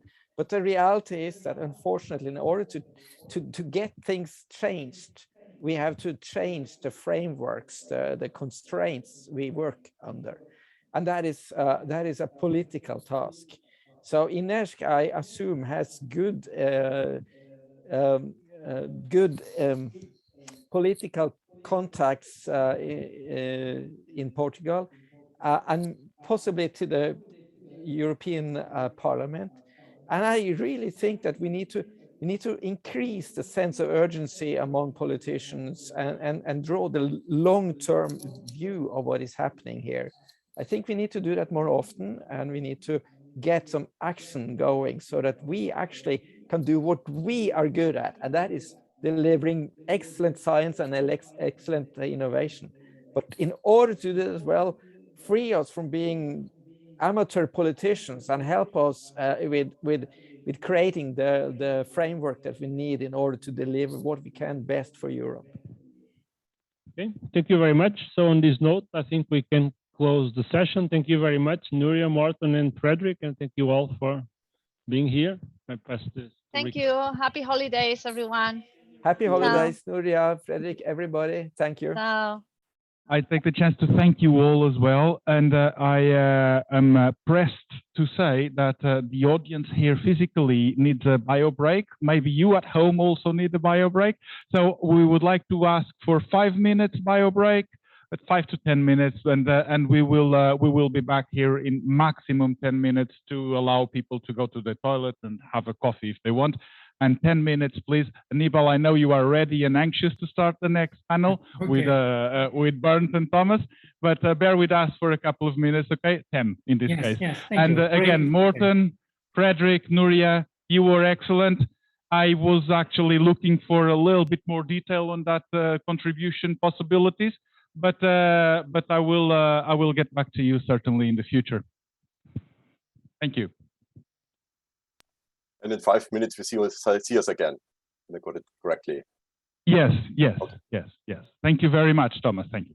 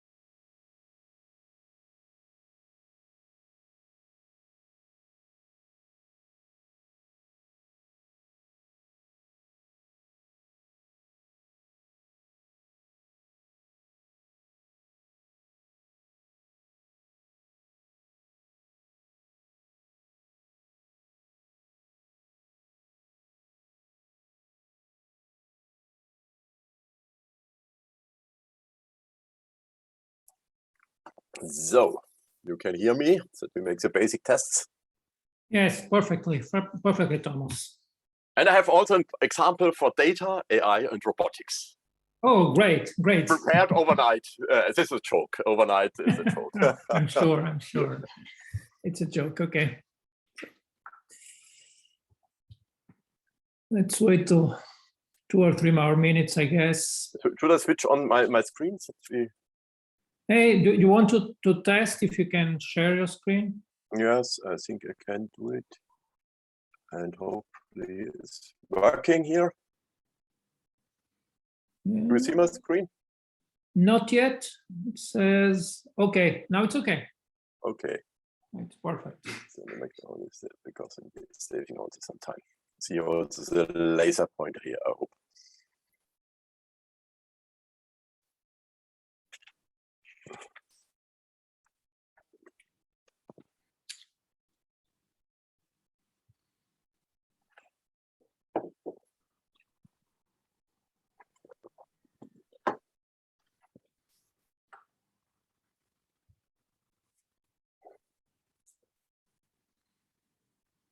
Bernd, are you there, Bernd?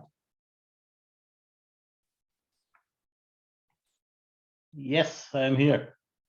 Okay, nice meeting you. Nice to see you. Hello. Okay, do you want to test if you can share your screen? Okay, yeah. Let me see the screen. Have I stopped sharing? I can stop. Yeah, I think you have to. I think you. No, it should. Okay, Stop. thank you, Thomas. Can you listen to me? Yes. Okay. So we are just giving a few minutes for the people that went outside for a coffee break.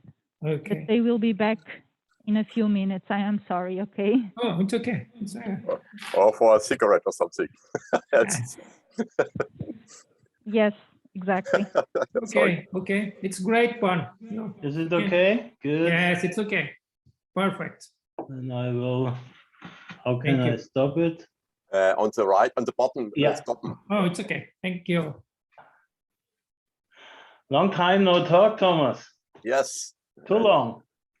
Still recognized each other, which is good. You know, the brain is still working. The memory is still working. It's getting less and less and gray.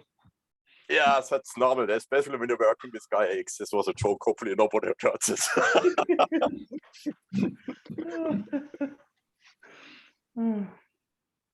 Okay. And you see my screen again, huh? Yeah. Yes, yes, for sure. It's okay. Perfect.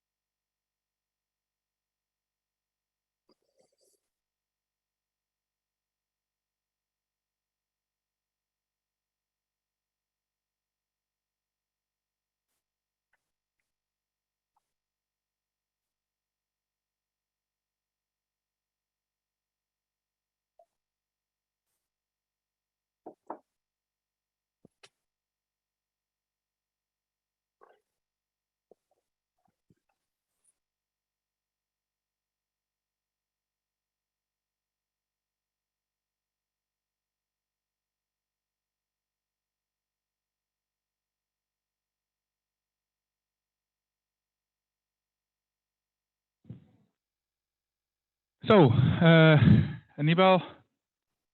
Yes, yes, Ricardo. Are we ready?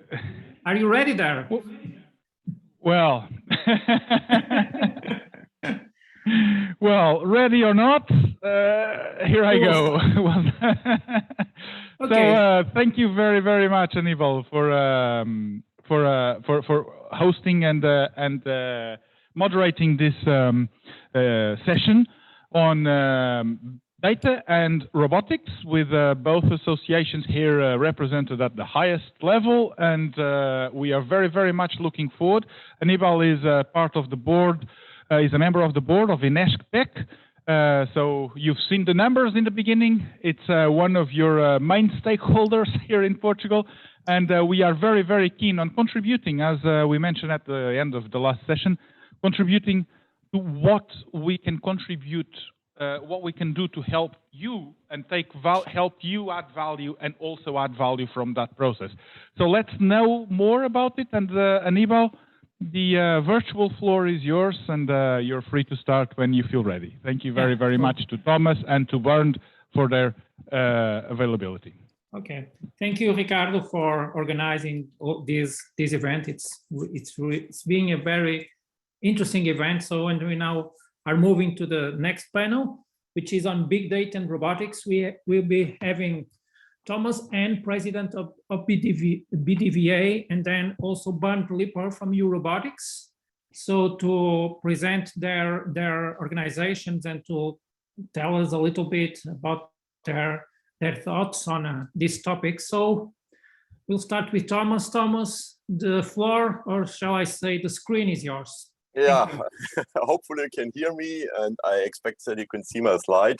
It's a pleasure to give you around 50 minutes presentation about data, and like Frederick mentioned correctly, there's a thin line between data and AI. So and you see here also some kind of examples where data and AI play an important role to improve existing businesses, but also, like Morten mentioned, to establish new ones. But I will touch this later. As you see here, I'm president of Big Data Value Association. I will dig a little bit in the Big Data Value Association, where we are, what we are doing, but I focus a little bit more on the surroundings around data, AI, and what we can do. I think also to indicate what potential levers we have to work closer together. In addition, as you see here, Marina introduced me, as you know, in the ATRA board, but in addition, and I know also that Gaia X has just launched, or Portugal has just launched a regional Gaia X hub. We have also some kind of regional data hubs here. I will come later to this. I will speak also a little bit about this complete picture, how the different topics, initiatives working together and have to work together. I think this was mentioned before also from Morten, where you're speaking about the non-linear research, about this helix structure, where I've discussed with him, not a linear process.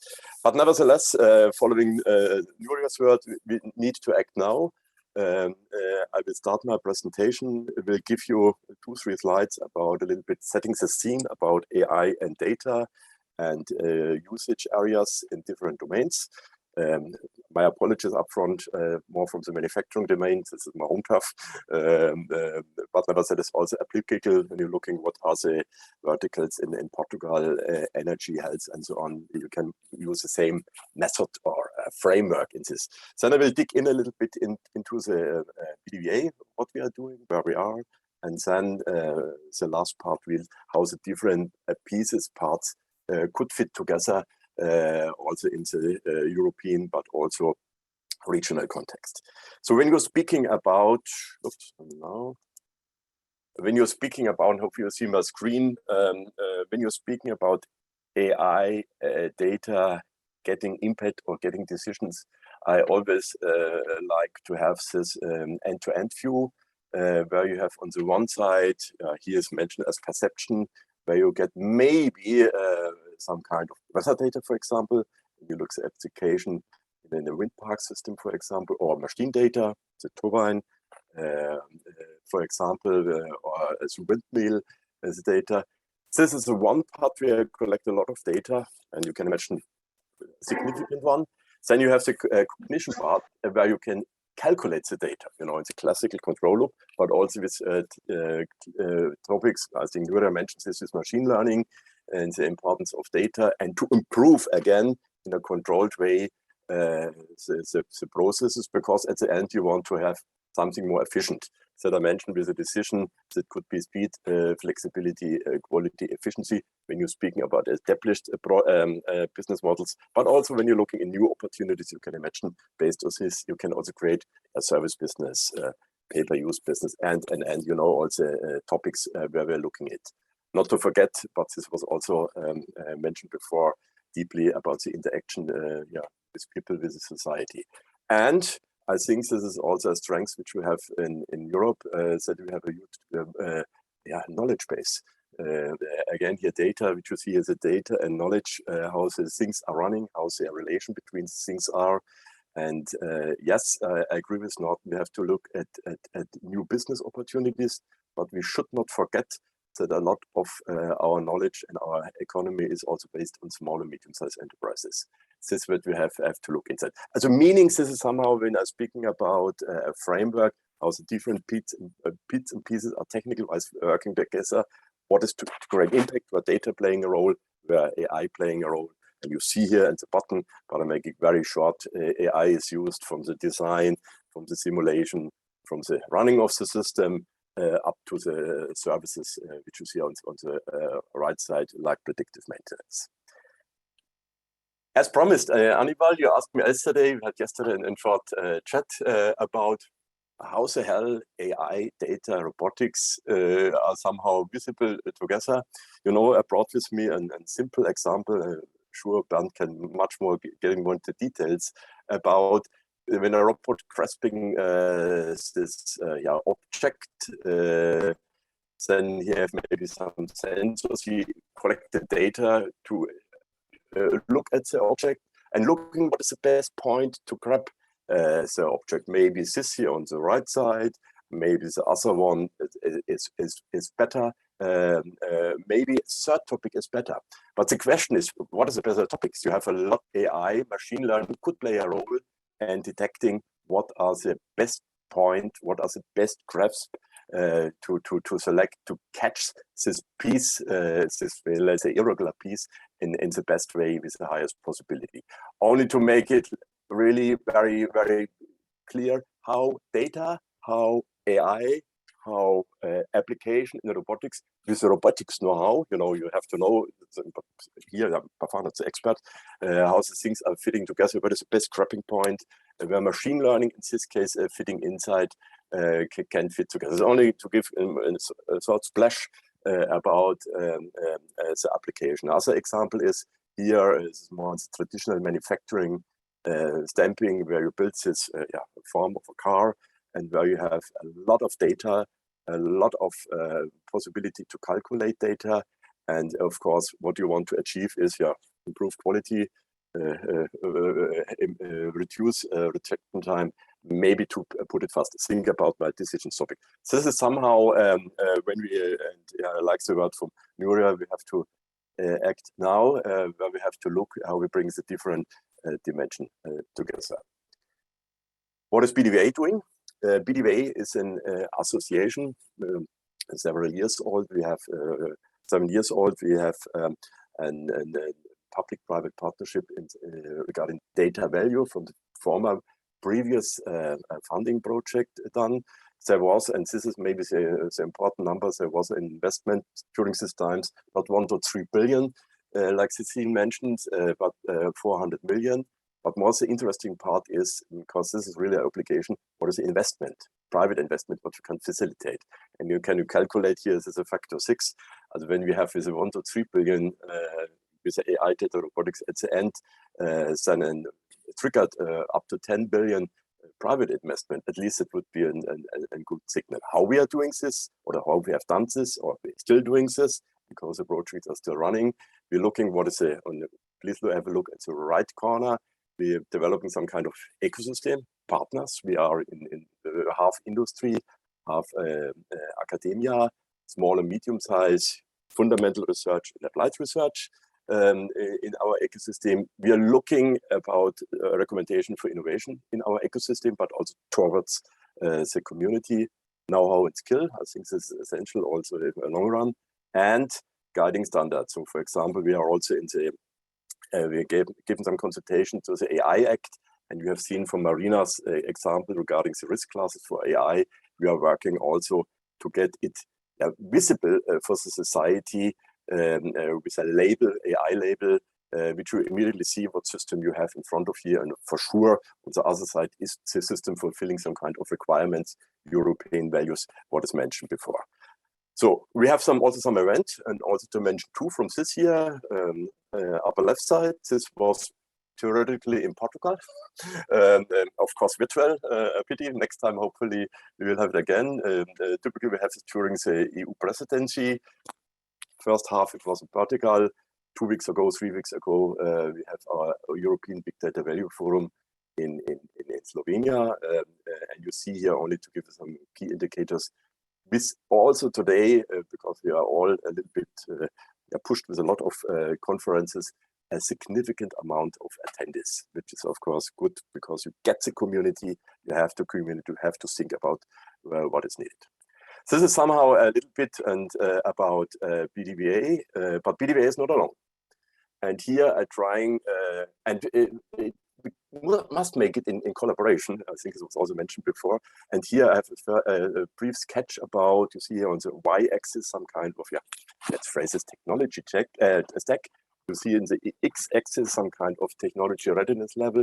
And you see here also different initiatives. Not everybody are fitting together, and where we have some kind of collaboration points. Compute and storage, high performance computing was mentioned by Cecile before. We have the data infrastructure part with Gaia-X. And remember the words from Marina that we have some sovereignty, that we have to calculate the data in the controlled ways, that we are in control of the data. We have to produce trust, that when somebody is sharing his data, and in several domains, data is also linked with IPs or know-how. We have to have trust in the platform. This is exactly where Gaia-X, also with the portability aspects, are looking inside and taking care of this. And on the other side, because data per se are data, we have to create value.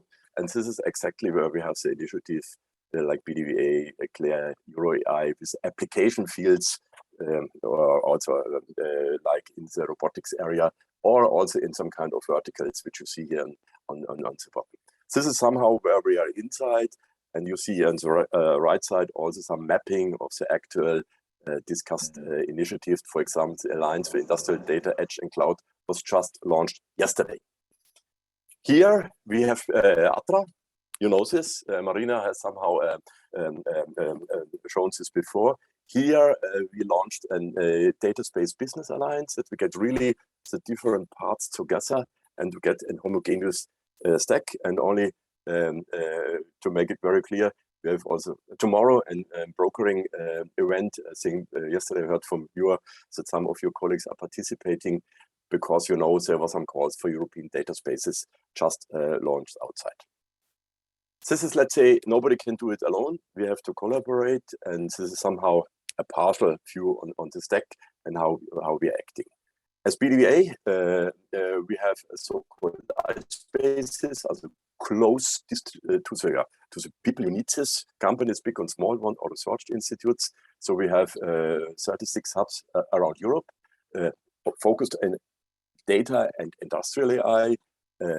Like you can mention, some in Portugal, and I would not touch inside here, but nevertheless you see it in the picture on the left side, all around data impact, industrial AI, with a different dimension from the business models, application, legal skills, societal impact, technical topics where we are active.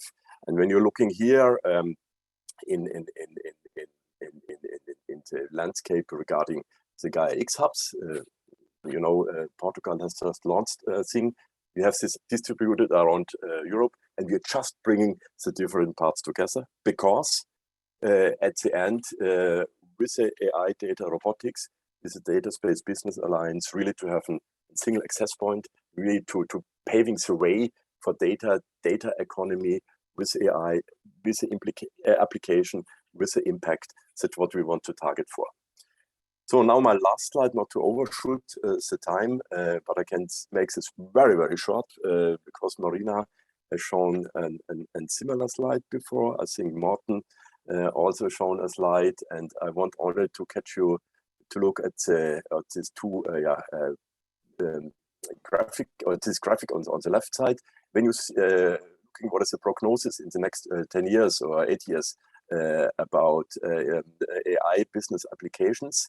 We have seen this before about startups, but you know, this are numbers, but indicating always the same. The increase in Europe is less like in the rest of the world, and which of course have to make us a little bit thinking about and pushing forward. And you see here also an IDC study about where AI or data spending is across different domains where we are strong inside. I think you can look later more in details. So in a nutshell, and this was only to give a little bit a snapshot of where we are inside. How can we do this? Cooperation is key. It is not about to merge dramatically a different association or let's collaborate. Think about what we are doing in the partnership. Think about what we're doing with the Data Space Business Alliance. Think about that we have to look at different stakeholders from research, fundamental research, applied research, deployment in industry, small industry, big industry, and startups. So collaborating is needed. And I think when we are looking at this, and speed matters, to be honest. We have to look at it to make it fast, but we have some kind of really ingredients in Europe which we can build on it, but we have to make it fast and to accept also that the changing environment is. And last but not least, also coming back, not sure if the question was also to myself regarding AI regulation versus innovation. And I think everybody and BDA has given for the AI Act also in consultation. We have to balance this, you know, between regulation and innovation.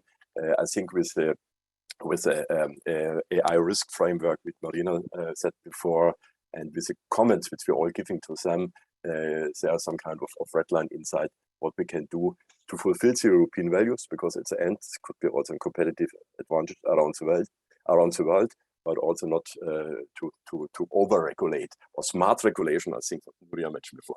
Thanks a lot, Anibal, and very brief snap about where we are, how the context is looking like, and put it a little bit in a broader context, because the facts how many members we are, around 230, and so on. You can read in the internet, and I think it's more important to show the picture. Many thanks. Thank you, Thomas, for the great presentation and for the overview of this topic. So at the end, we'll have some time for a couple of questions, but now let's move on to the next presentation, which will be done by Bernd Lippert, the president of EU Robotics. Bernd, please, the screen is yours. You can share the screen and move on. Thank you. Okay. Can you see my screen? Yes, it's perfect. Thank you. Yeah, Anibal, thanks a lot. And thanks a lot for inviting me today. It's a pleasure to talk to you. I think everybody from the other speakers mentioned robotics, but there is a little bit more to say about robotics. But first of all, I would like to talk a little bit about, now it works. To talk about EU robotics. After 20 years of community building, well balanced between academia and industry, we are the largest network of roboticists and business in Europe. The knowledge is based on more than 30 topic groups covering the broad range of robotics in Europe, including all relevant themes. And not to forget, EU Robotics was the private side partner in Spark during Horizon 2020. With different key events and activities, we are reaching out to the whole community. One is the European Robotics Forum this year. It took place in a virtual, pretty good for us that more than 850 attendees. The year before, it was in Malaga with a little bit more than 1,000, but even if it was virtual, a lot of people participated on 76 workshops, and we are looking forward to the forum, hopefully end of March next year in Rotterdam. Let's cross fingers that it's really possible to be there and to see each other. In addition, another format is the European Robotics Week, always the last full week in November, bringing robots closer to people, opening the doors at companies, academia, institutes, universities, and to invite people to learn and to take hands-on robotics. More than 1,000 events in the past, 30, 40,000 attendees. With the virtual format, not so lucky, but I think we have to recheck end of next year in the next week. The league, having fun and playing around with robots, especially having something for STEAM and for the children, that's important too. And last not least, to mention the topic groups, which I already talked about, creating content and working on the road mapping. Yeah, listening to all the other speakers and listening to the data we got from Marina, I think it's clear to everybody that robotics impact anywhere, in every field, possible 24 hours a day, 7 days a week in the future. And I was asked in the past, what's the European robotics standing for? Because taking a look on US, it's medical, it's a Da Vinci. Taking a look on Japan, you have the humanoid.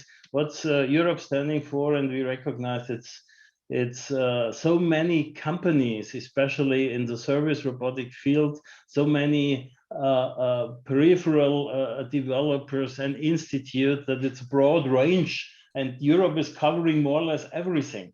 And therefore, we decided together with the European Commission to define 4 application focus areas. One is healthcare, one is agri-food, one is maintenance and inspection of infrastructure, and agile production. That covers more or less everything around robots in Europe. Looking forward to the next decade, what's important, what do we have to work on? And that's especially taking a look and remembering the mega trends. Yeah, that's supporting the healthy living. That's important to grow the economy and achieving the green and digital revolution. Big tasks. What do we need to achieve this? And we have to support people at work. That was a question, I think, which I heard somewhere in the chat. Robots are still killing jobs. I think that's not true. On the other hand, economies with a big robot population are doing better than the others. That means the co-working, the collaborative work, that's the key here, talking about smart automation and not dark automation, bringing robots together with people. Building up a strong supply chain. We know, especially under COVID, everybody is working, waiting on parts in the moment, and logistics, that's really challenging. I think we have to take care of this directly in Europe. The biggest community we have are the SMEs. There are a couple of big companies producing robots, like ABB from Marina Bill, like KUKA and Comau and some others. That's true, but the backbone, I would say, are the SMEs. And last but not least, we should not forget the regulations, which are important, because the trustworthiness, and we learned this in the past, and I will get back to this in a minute. is important because robots will become part of our daily lives. That means making these happen, the robots have to become smart, and smart means they have to be easy to deploy and to use, but not to forget easy to integrate. That's another challenge, because a big part of the business is running through integrators, bringing the robots to the end users. We have to drive the agile production, and robots have to support the green digital. That's great. That's talking about the picture, but real life, and especially the COVID pandemic, showed us that we didn't do our homework in the past. Yeah, looking back to Fukushima, we remember that it was pretty hard to support people in Fukushima with robot technology. And with this disaster situation, it was challenging for us, and it happened again with the COVID situation. The hospitals, they are asking, how can you support us? Do you have all the products and to do the automation, to support the doctors, to support the economy in the moment? And therefore, the transformation which we are showing here, the smart robot, has to be needed more rapidly than expected. And in the IT, it works perfectly. Yeah, we are sitting together talking through Zoom today. That was more or less impossible 3 years ago. 3 years ago, the video conference, that was a miracle. Oh yeah, let's do it a little bit with FaceTime on my Apple phone or something like this. And today it's standard use. And this is something which we have to implement on the automation side, on robotics too.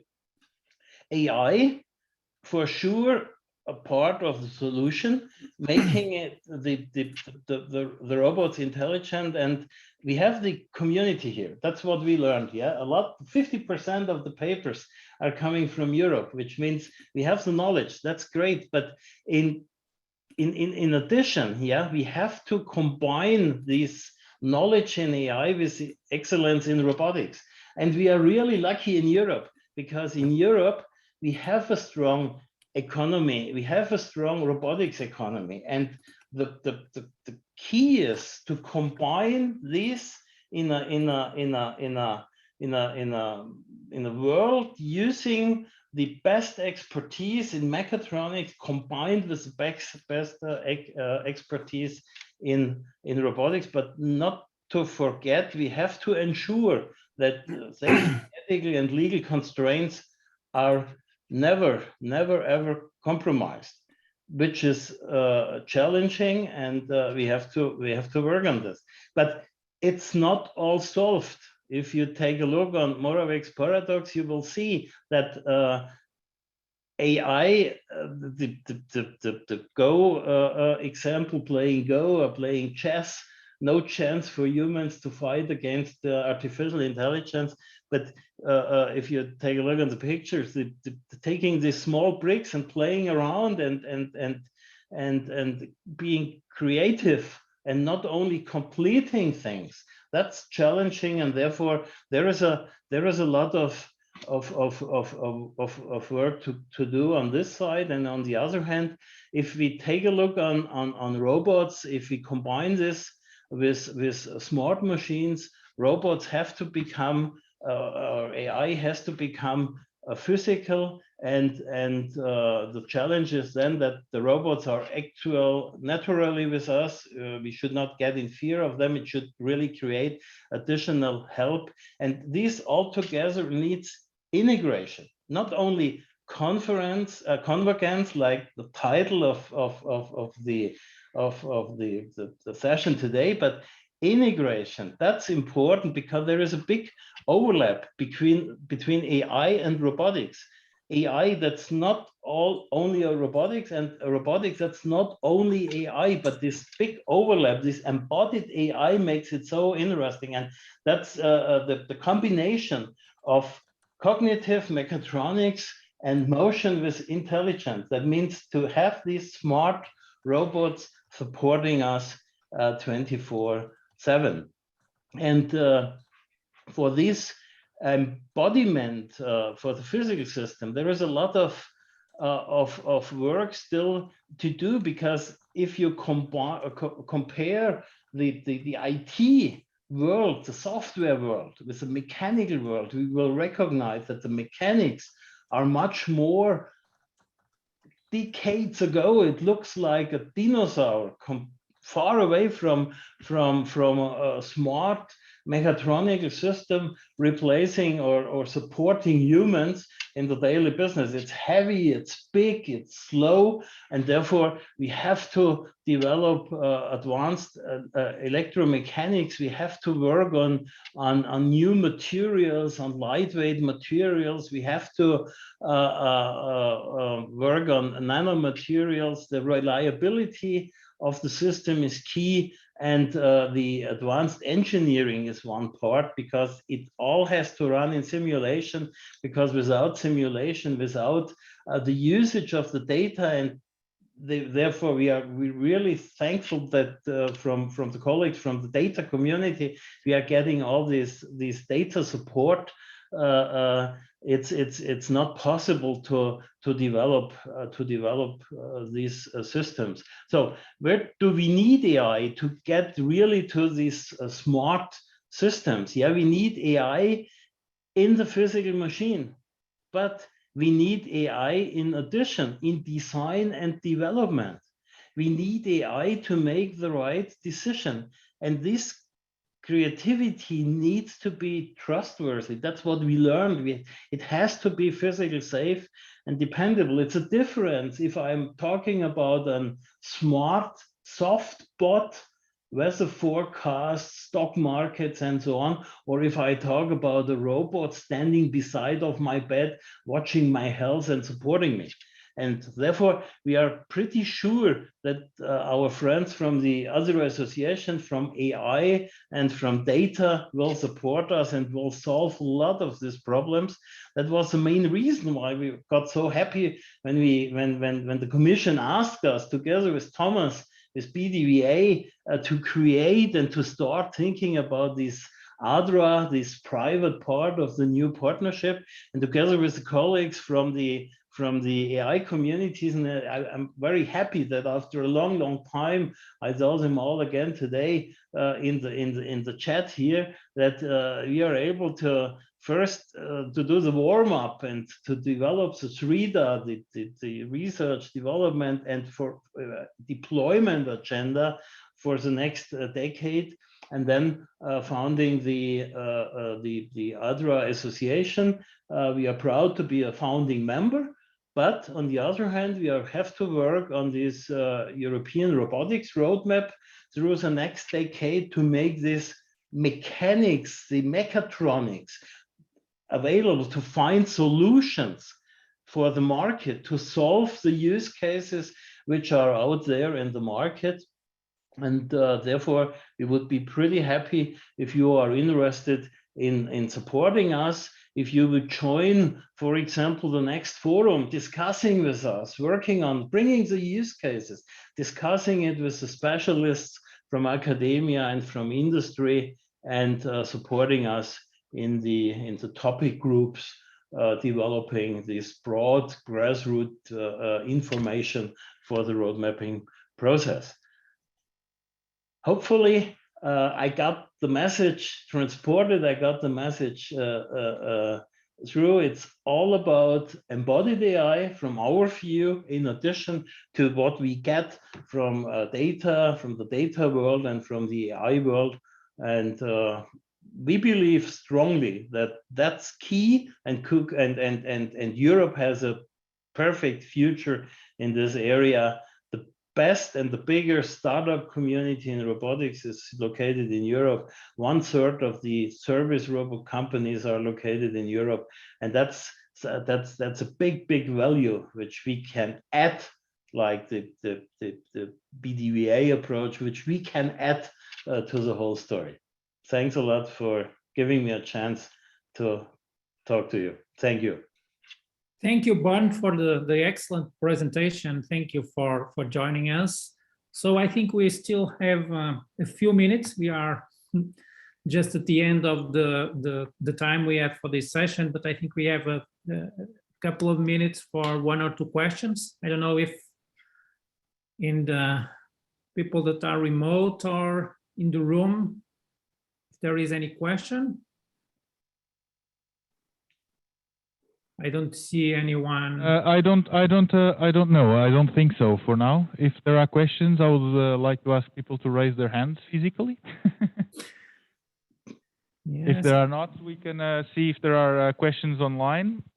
If not, it's probably because you were truly, all truly very clear. Yes, I just have, if there is no other questions, I have just one. So I don't see anyone else raising his or her hand. So I just have one question. It's for both. I think you mentioned, it has been mentioned today several times that Europe is lagging behind with relation to North America and Asia, especially on this AI and robotics. Okay, and if you have just one, so I know that there are some, and for instance, also Thomas talked about it and mentioned some of the causes and some of the ways ahead to deal with that. But if you, it is for both of you, if you have just one measure, what could you suggest it should be done? Just one thing. Thank you. Thomas, do you want to be first? One measure, you ask me. I would say when you're speaking about AI and including AI and industrial AI and data, I think one measure is really, for me, what are new business opportunities which we get really on the street, really in real life. I think that's an important topic, because as you've seen here, from the and to be honest, sorry when I'm adding two words, with one measure is always a problem a little bit. How is the rate that we have our economy brought to new business models? It's a difficult question, but here to have this, because it ends its count. When you're looking at the big one, Silicon Valley, there are new startups are coming up. In our domains is a little bit different, where we can build on it. This is our strength, but we have to measure that we create new business. I think the other thing is that we improve our existing businesses. It's done. Everybody knows this. It's not done, but it's on the way. Let's phrase it this way. Completely agreed, Thomas. And in addition, I would add something which means to close, do a measure to close the last mile to the people, to bring AI directly to the people, because that's what when I'm talking about the embodied AI, the physical AI, to bring these systems into logistics, to bring it in the households, to do it in the co-working application. And if we are doing a measure there, we will recognize that perhaps we are a little bit behind in AI based on pure software approaches, but we are not behind, I would say, in the integration. We are not behind in finding solution for the use cases. If we hurry up, I think we are not behind. We can be the front runners, and the other will follow. And we should not forget, and Bernd mentioned this for the robotics, but you can do this also for other domains. We are in a lot of domains where domain know-how is needed, leader worldwide, but we have really to be careful what are the new business opportunities. First topic, and the second topic is, you know, there's also, and regarding the embodied AI, there's also a big program running in the IPSAI, the Import Program European Index, about, I phrase it a little bit different, the edge cloud continuum, that we can really have like a dimmer where you make the light darker or brighter, that you have the ability to have a more embodied aspect or more the cloud aspect when you have to overachieve something. And this, I think, we have the edge cloud continuum from the technology perspective, which we can handle, which will make us different also for from applications which are running purely on AI. I'm agreeing with this, what Ben said. So thank you once again, Thomas and Ban for your sharing your opinions and your views and your expertise with us. So I think we can now close this panel and move to the next one. Thank you once again. And thanks a lot. As you know, I have to leave, and it was a pleasure to participate. Thanks a lot, and looking forward for the next steps. Bye. You're welcome. Bye-bye. Bye-bye. Okay, thank you to all of you. Thank you, Anibal. And we will move into the next panel. So I will call to the table the moderator, Luís Rocha from INESC Tech, but also Virginia Dignum from Umea University, Nuno Lau from the Institute of Electronics and Informatics Engineering of Aveiro, and Pedro Neto from the IE Factory Automation. So please make your way to the table. Just careful with the cable in the middle. Don't fall down. And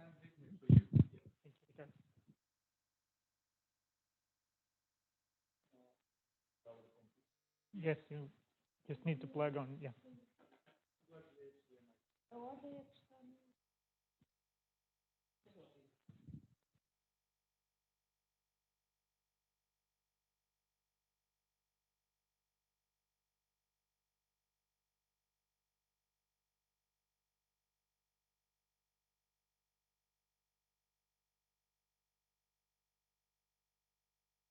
So good afternoon, everyone.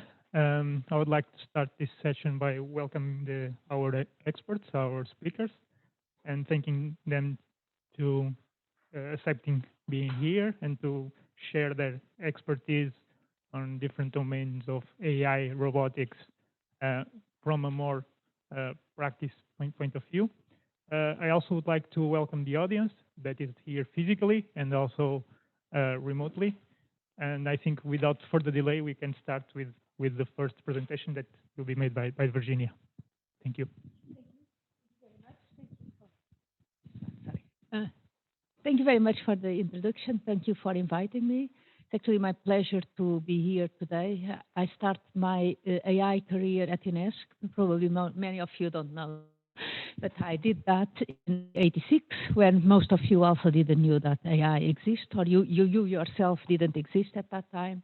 But so my career in INESC and AI has been connected since a long time, so I'm happy to be here today.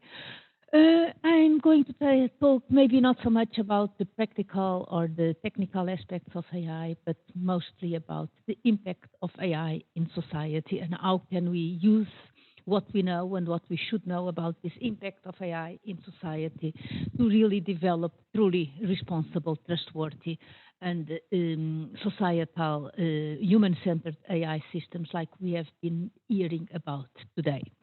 But maybe the question to start with is about what is AI?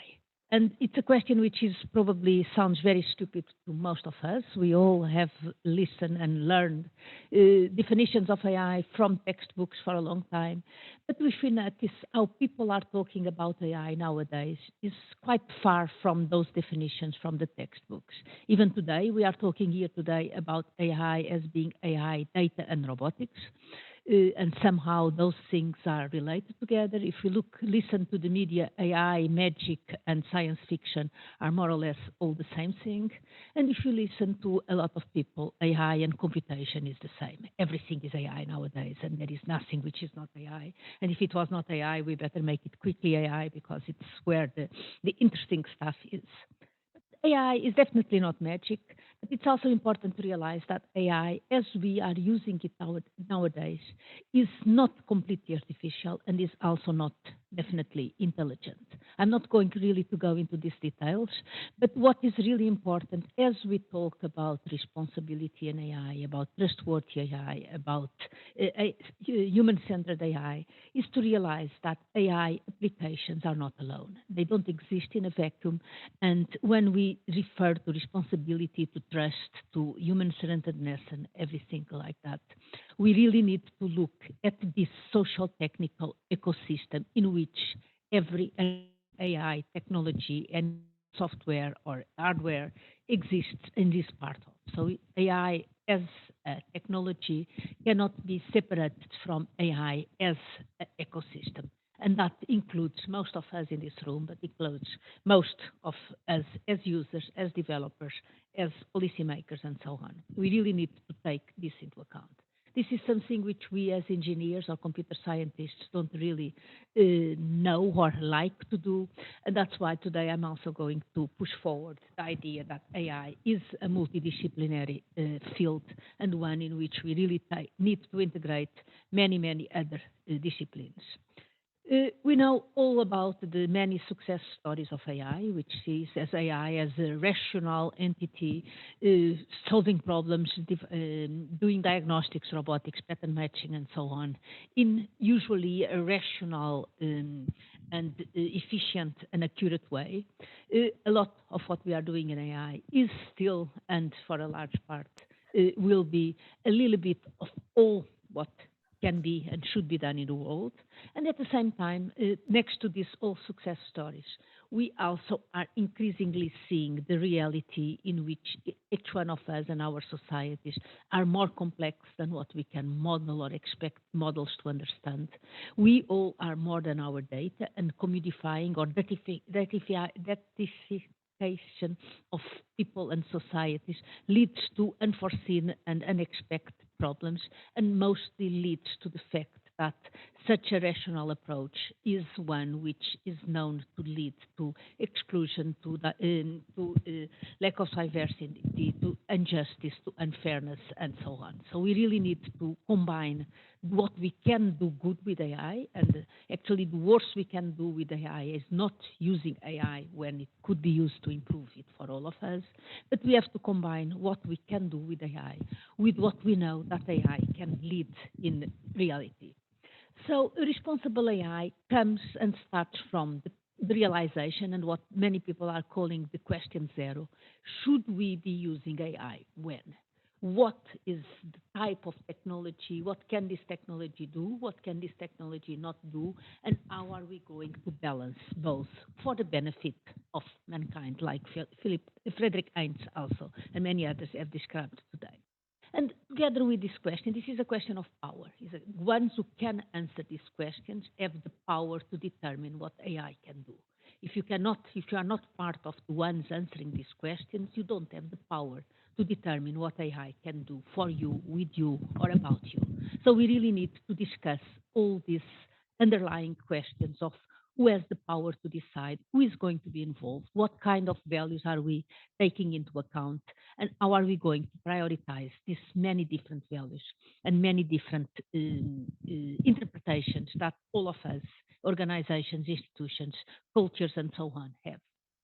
Continuing on the understanding what AI can do, we really need to start looking at what are the decisions that we would like an AI system to make. Decisions about our plans, decisions about our motives, our goals, our visions, are decisions for the benefit of me, the single user, or are decisions for the benefit of the group, the society?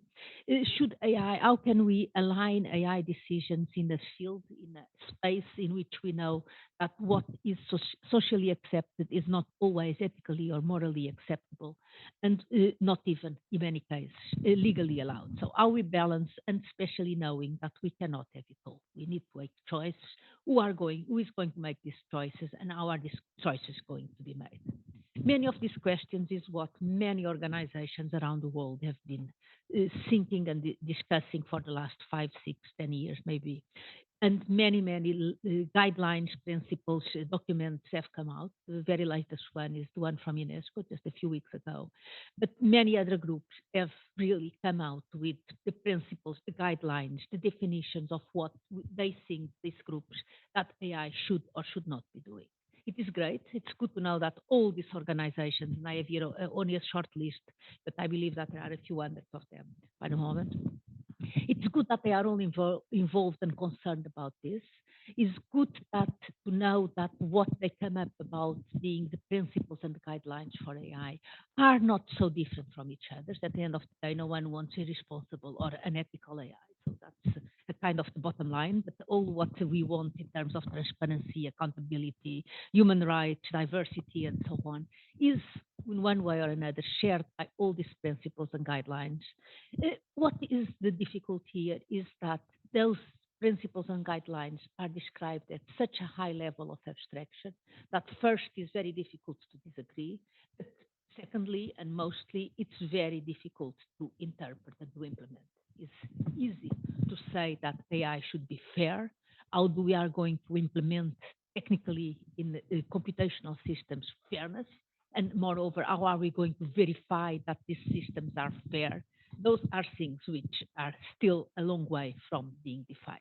It is also good to understand that all of these principles and so on are principles for us, for this social ecosystem, organizational ecosystem around the AI applications. So we are part of it. We are part of the problem and part of the solution. It is also good to know that a lot of work has been done at the moment in terms of implementing or operationalizing those principles. What already was discussed today as well, the European Union is coming with regulation, the AI Act, which aims at a human-centered and risk-based approach, which in my opinion really needs to be much more focused on the function of what these systems are doing rather than in the techniques of how the systems are being implemented, but that's a discussion which is happening as we speak.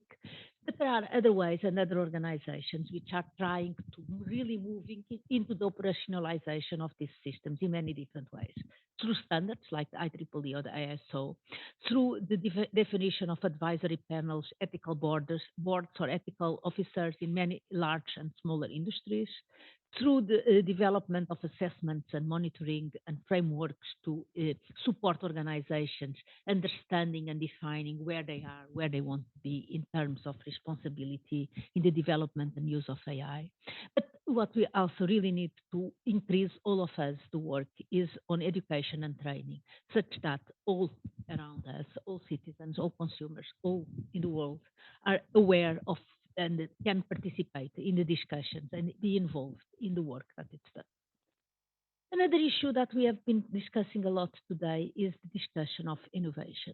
And often in the discussion of innovation, we have this idea that either we innovate or we regulate, and whatever is regulation and ethics are in somehow seen as kind of roadblocks in the road of innovation.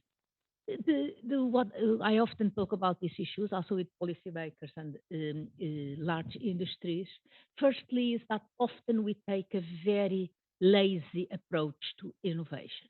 Innovation is the right that we have as organizations to use technology as it is present to us today. But that is not innovation. That is just doing what we should be doing as a technical or any other organization. Innovation is really moving technology forward, and really moving technology forward can be helped by the regulation, the ethics, the principles that are given to technology, or in our case, to AI. So we really need to see this regulation, these principles, the issues, the discussions on responsible, ethical, or trustworthy AI as the stepping stones for innovation. If we really want our systems to be accurate and explainable, or accurate and fair, then we really need to start putting the thinking hats on to understand how can we do that using the technologies as we have today. And that is really the true innovation. So by pushing forward regulation and smart regulation, like some of us have discussed today, it's really contributing to ensure public acceptance, to transform, to drive, to move technology forward as we would like to see it, and can also be seen as a business differentiation, because then you can start developing things in many different ways. Because again, the innovation or the race for AI is not a one-directional thing. There is not a race with a finish line and we all run there and someone is first and other ones are last and they lose. First, there is no finish line. We don't really know where innovation stops. And secondly, and most importantly, there is not a one direction. So we really need to explore many different directions. And in that, we have in Europe been much more successful in the exploration, maybe not all the times in the uptake of that exploration, but in Europe, we have been much more successful in exploring many different approaches to AI than maybe China, or than definitely China and maybe even the United States. So we really need to take this possibility, this differentiation, this distribution that we have in Europe as ways to really try and innovate in many different ways. Because taking responsibility is not just ensuring that the behavior of the systems is responsible, ethical by design, but it's also considering and including responsibility, ethics, and trustworthiness in the process by which we are developing AI systems and for and with the stakeholders that are involved in the system. So we really need a multidisciplinary way forward, one which will support us understanding and critiquing what we are doing, to understand and to identify those aspects, positive and negative, which are the consequences of AI for society and for people, to help us understand, as now I'm talking about us as engineers and computer scientists, technologists in general, to understand issues of governance, issues of power, the issues of ethics, issues of legality, value-based design, and inclusion and diversity, and all those many distributed and increasingly ubiquitous nature of AI applications. So we really need to do this together with other disciplines and taking the expertise from other disciplines in understanding and studying the world as it is and understanding how the world can be moved forward and what are the consequences of these moves, and include that in the design and the development of the AI systems that we are making. Because if we think that technology is the solution for our problems, then we don't really understand that technology, but we also don't really understand our problems. And this applies to AI as well. But thank you. Thank you, Virginia, for your very interesting presentation, and also the ideas that you shared are very relevant and created awareness, at least for me. So we move on. We in the end of this session, we will have a slot for question and answer. At this point, it's better to move forward to the next presentation. It will be made by Nuno.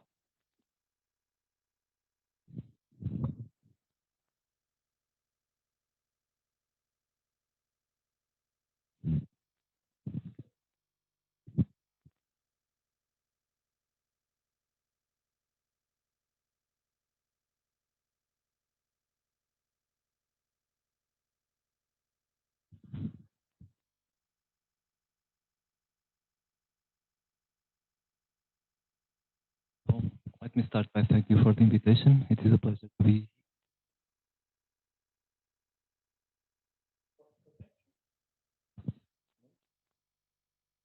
Maybe, but we are not seeing the slides on.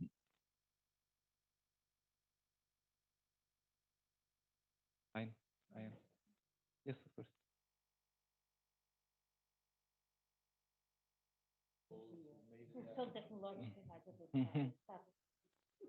I will do it again.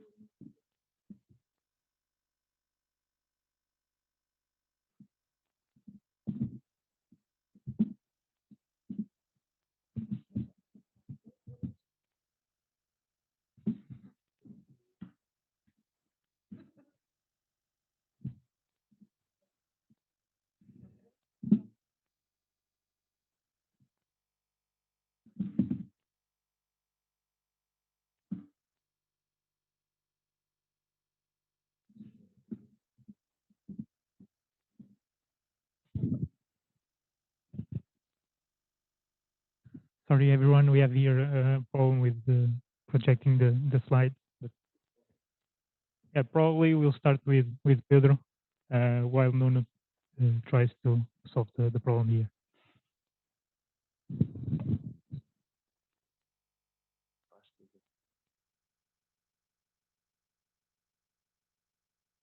Okay, so thank you. I will be brief. I will be brief on this presentation, and then we can discuss some of the topics that I will present here. Thank you for the invitation to be here in this session. It will be a pleasure and to discuss some issues related with artificial intelligence and robotics. In fact, if we look at the robotic spectrum, we can see that artificial intelligence can be used in almost all types of robots and robots that are applied in almost all types of domains, from industry to medical applications to space exploration, and in any kind of robot, from industrial robots to service robots to security robots. So it's clear that the artificial intelligence is a main driving technology for robotics, and it's an association of robotics and artificial intelligence and other technologies that will bring benefits for us as a society, as scientists. Well, what we have today, this picture from the left is from the 80s. It shows industrial robots that operate in fences, in this case in automotive industry. But we are moving to robots like the one on the right from the movie Terminator. In any case, right now we don't have robots like that. A lot of people believe that we already have this kind of robots, but we don't have. Maybe artificial intelligence can help us to reach that kind of robot in the future, but right now we have something here in the middle, more close to the left, which are robots that have some kind of artificial intelligence to decide, to recognize, to have perception abilities, to be more flexible, to share the workspace with humans. And this is important, and this is a way in the middle from the robots that operate 24 hours doing the same thing like these yellow robots, to the robots on the right, which are like humans with abilities to decide, to walk, to use their power and strength to do things that humans are not able to do. In fact, in the middle we have, for example, collaborative robots, which are a kind of robot that is supposed to be able to share in safety the workspace with humans, and they can be applied in any kind of domain, for example, in industry, in medical applications.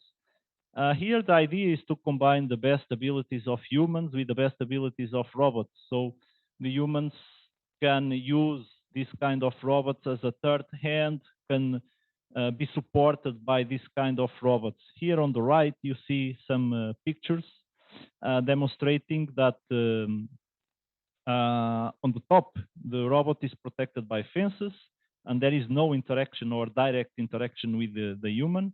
The idea of the collaborative robots is to have a human and robot sharing the workspace side by side. As you see below, this picture from a real industrial set in which the human shares the workspace with the robot, collaborates with the robot, and we can say that they are work colleagues. Well, in artificial intelligence and robotics, there are a lot of challenges. I put here some, but there are much more.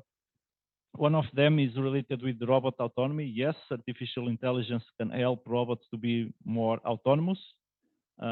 So robots can make decisions and support humans in their decisions.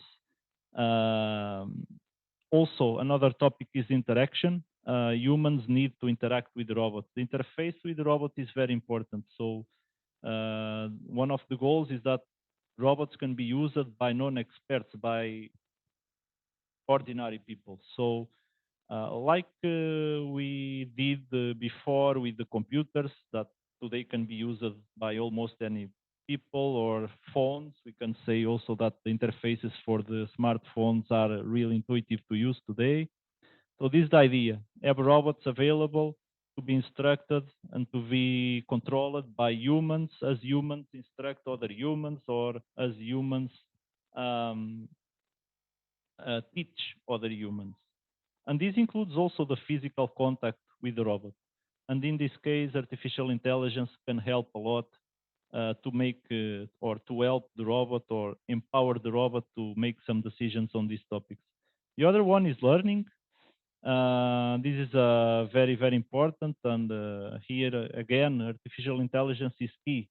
When humans teach the robots, many times or most of times, the learning process is driven by artificial intelligence. Another topic is safety. Of course, robots need to be safe. In the end, they are machines, and safety is a critical point. And also associated with the learning, for example, you can consider the awareness of the robot. So the robot be able to recognize what is around, what humans are around, what they intend to do, predict what they will do. So all these challenges are related with robotics, of course, but also artificial intelligence. If we look to the most famous artificial intelligence systems that we have today, many of them are based on neural networks. For example, if you can imagine deep learning, things like that. In fact, they have problems and some challenges. One of them is that they work like a black box. Sometimes when there are errors, it's hard to go to the system, even if you define the system and even if you create the system, it's hard to go there and see where is the problem, what is the problem. So this kind of black box is a problem. The other one is the amount of training data we need. Most of these systems require a lot of training data, and many times this training data is not available. In fact, it will be good if we can develop unsupervised learning systems in which the training data is not available, but the system learns in an unsupervised way. One of the things that is interesting is, for example, when we are dealing with large amounts of training data, the compression of data can be an important factor to then use that data in the classification using any kind of artificial intelligence. And there are some linear and non-linear methods that can help us to reduce the amount of training data, and at the same time, the value of that data is still there. We have working on this topic in the last 2-3 years, and I think that it's an interesting topic to explore. Very famous today in artificial intelligence is the GANs, the generative adversarial networks. If you don't know, for example, this was used, for example, or is used today to generate, for example, faces of humans that don't exist, but they look like humans for us. But we are exploring this technology to generate training data for the classification of human behaviors, for example. It's not perfect, but we have seen some improvements in the classification of some patterns for the human behavior using this way to generate training data. This is required because, as I said before, it's hard to have training data. So this is one of the methods. Some applications that we have developed use and combine different kinds of artificial intelligence. For example, the classification of gestures. In this case, the sensors are on the clothes of the user, and we are using IMUs and electromyography to classify the gestures that the human did. Then we use some decision-making process to decide what task the robot should do next. and these tasks and the next tasks are visible to the user on the screens and projected on the working table. This was an application for using the robot as a third hand for the assembly of satellite components. I cannot show the video of the assembly of the satellite. I'm just showing a picture here on the right, but we did in the lab some identical approach for the assembly of electrical component of this motor. So the idea is that the user in this part can adjust the robot with physical interaction in the specific place. After connected the tables, the precise positioning is used for the application of the screws, and that's it.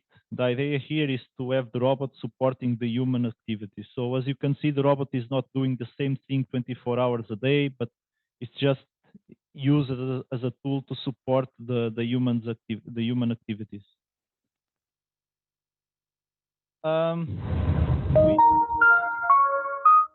Let me have some sound here. Sorry. We also have used artificial intelligence to control soft mechanisms like this one. It's interesting because these actuators are pneumatic, and we can do this with traditional control systems, but we try to use artificial intelligence. And in fact, our aim is to have a smooth motion, and we also test the ability of the system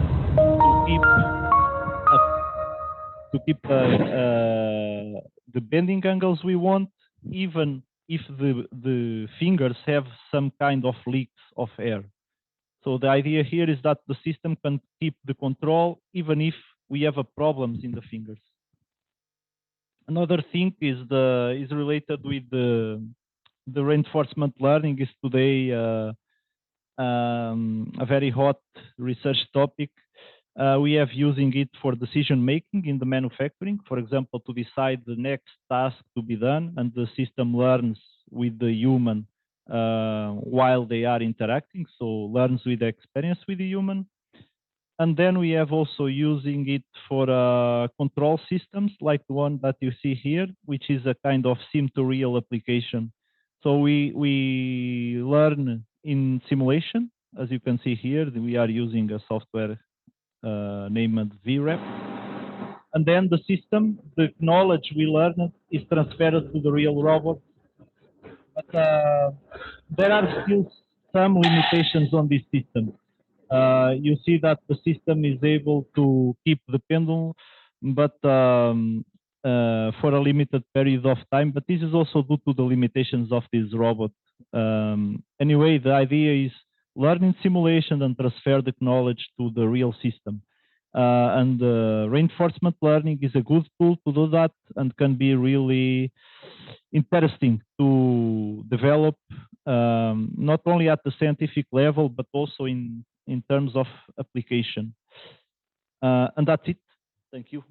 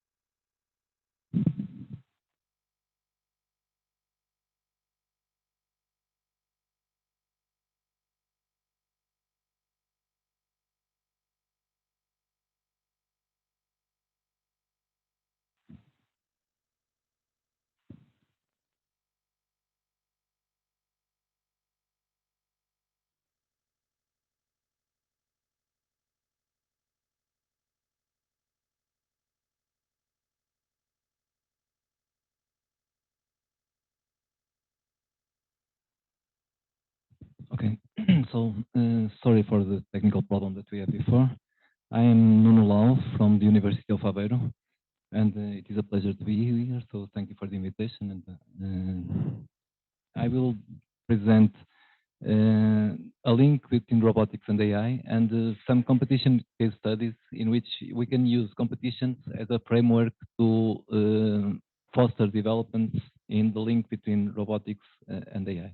So I will start with a brief introduction on AI and robotics, and then I will talk mostly about three competitions that some of them have already passed away, and some of them still exist, like DARPA, the RoboCup, and the ROC, and others. And then I will provide the conclusion. So I thank Virginia for providing us with a very nice definition for artificial intelligence. Here I will try to define what is robotics for us, and we can define robotics as the science and technology for projecting, building, programming, and using robots. So we are really studying robotic agents with body, and the kind of things that we face when we are research or developing things, systems for robotics, is that environments are from the most complex environments that we can get. So they are dynamic, they are inaccessible, they are continuous, and they are non-deterministic. Currently, the most important sensor for robotics is vision. So we use computer vision a lot. And the sensor fusion is also very important for the perception case. Of course, you have to do robot control, and this is particularly important when you have humanoid robots, because humanoid robots have many degrees of freedom and do lots of things, but their dynamics is quite complicated. And if you leave a humanoid robot alone, it will certainly fall. So you have to control it in a very good way in order to make it do what you want. You have, of course, to define the robot architecture. Robots are more and more performing the navigation in unknown environments. And you know that you can now, for less than 500 euros, go to a supermarket and buy a vacuum cleaner that can clean your house quite effectively, in fact, and can recognize in which floor it is automatically, etc. Interaction is a very important topic, like previously said. And we think that it is also quite important to perform research and perform development in multi-robot systems. That is, to have teams of robots that will together and cooperatively be able to solve complex tasks. And so if we look at the robotics nowadays, you have several important developments in autonomous driving cars like Tesla or Waymo. You have many service robotics that is very advanced, like Mars exploration, medical robots. You have exoskeletons that also can help humans a lot. You have many applications of ambient assisted living. You have drones and delivery, and these are already being deployed in commercial applications. You have, of course, also military robots that are applied for military applications. But more important or more beneficial, maybe, it's the assistive robots and robots that may help elderly in their human life. And this is very important because, as you know, one of the societal challenges that we face today is that our societies are getting older, and so we need them a lot. And of course, we have education and entertainment that can also be linked to AI and robotics. So we can use AI and robotics in order to improve the development of engineering skills for students and also for entertainment. When we talk about machine learning in robotics, in fact, it can be used for almost everything in robotics. So you can use it for robot perception, you can use it for high-level decision, you can use it for the actuation, for developing behaviors that you want your robot to have. You can use it for multi-robot systems also. So you have ways in which you can learn how to coordinate your agents or your robots. And you can also learn how to communicate or what to communicate between your robots in order to have the best coordination possible for your robots. And it can also be used for human-robot interaction so that it can be more easy to use or more adaptive to the users that are working with it. So we are currently facing a change in paradigm in the development of robotic solutions, because in in classical approaches. So you start with the perception, then you have some processes that you encode in order to perform the perception or the state estimation. Then you have other encoded or hard-coded engineering control processes. You have some control that is in general also hard-coded, and then you act over the robot. But now, using deep reinforcement learning, in fact, it is possible to provide this as one single step. So you can use deep reinforcement learning architecture that includes several layers, and so it may include or not convolutional neural networks, etc. And you can go from the perception to the motor commands in a single phase. What you need in general is that you need a lot of data in order to be able to learn these kind of applications or these kinds of methodologies. And so when you use it, you may need to use at least up to some point simulators, because you really have to perform a lot of experiments in order to be able to do this. So now going for the robotics and AI competitions, which is the main concern of this presentation. Competitions provide an interesting framework to foster development in robotics and AI. They have been used with several success stories, and we will start with DARPA. So as you know, DARPA is the department of that is linked to research in the defense of the United States. And in fact, they had a very strong success when they provided DARPA Grand Challenge that had 2 editions in 2004 and 2005. And so the DARPA Grand Challenge was linked to a challenge that was perform autonomous driving in the desert. In 2004, the path was more than 200 kilometers, and in 2005, 212 kilometers. In 2004, they had many teams competing, but no team finally reached the end. The best, in fact, only had autonomy for 12 kilometers, which is not so much. But 1 year later, there were 3 teams that completed the path. And so the team from Stanford, that's from Stanford University, won $2 million, which is quite nice. And so there was a prize, a money prize for this competition. But maybe the most important thing is that this was very important for the development of autonomous driving research and autonomous driving development in the next years. Then they changed to a new brand challenging, and then they changed to what they called the DARPA Robotics Challenge that was more linked to humanoid robots. We have here a video of 2005. To robot cars, and if you've ever wanted to see the future, take a good look. Military within the next few years, but it's not easy. 43 teams from around the country began with a green light, and it's official. The DARPA Grand Challenge is under. Yeah, thank you, Peter. And so this is one of the cars that reached the end.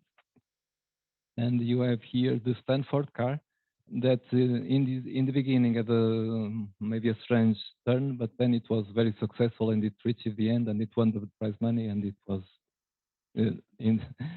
for the DARPA. You had several different challenges. Also, here you see a humanoid robot driving a car, but you can also see it going through some path that includes several different challenges.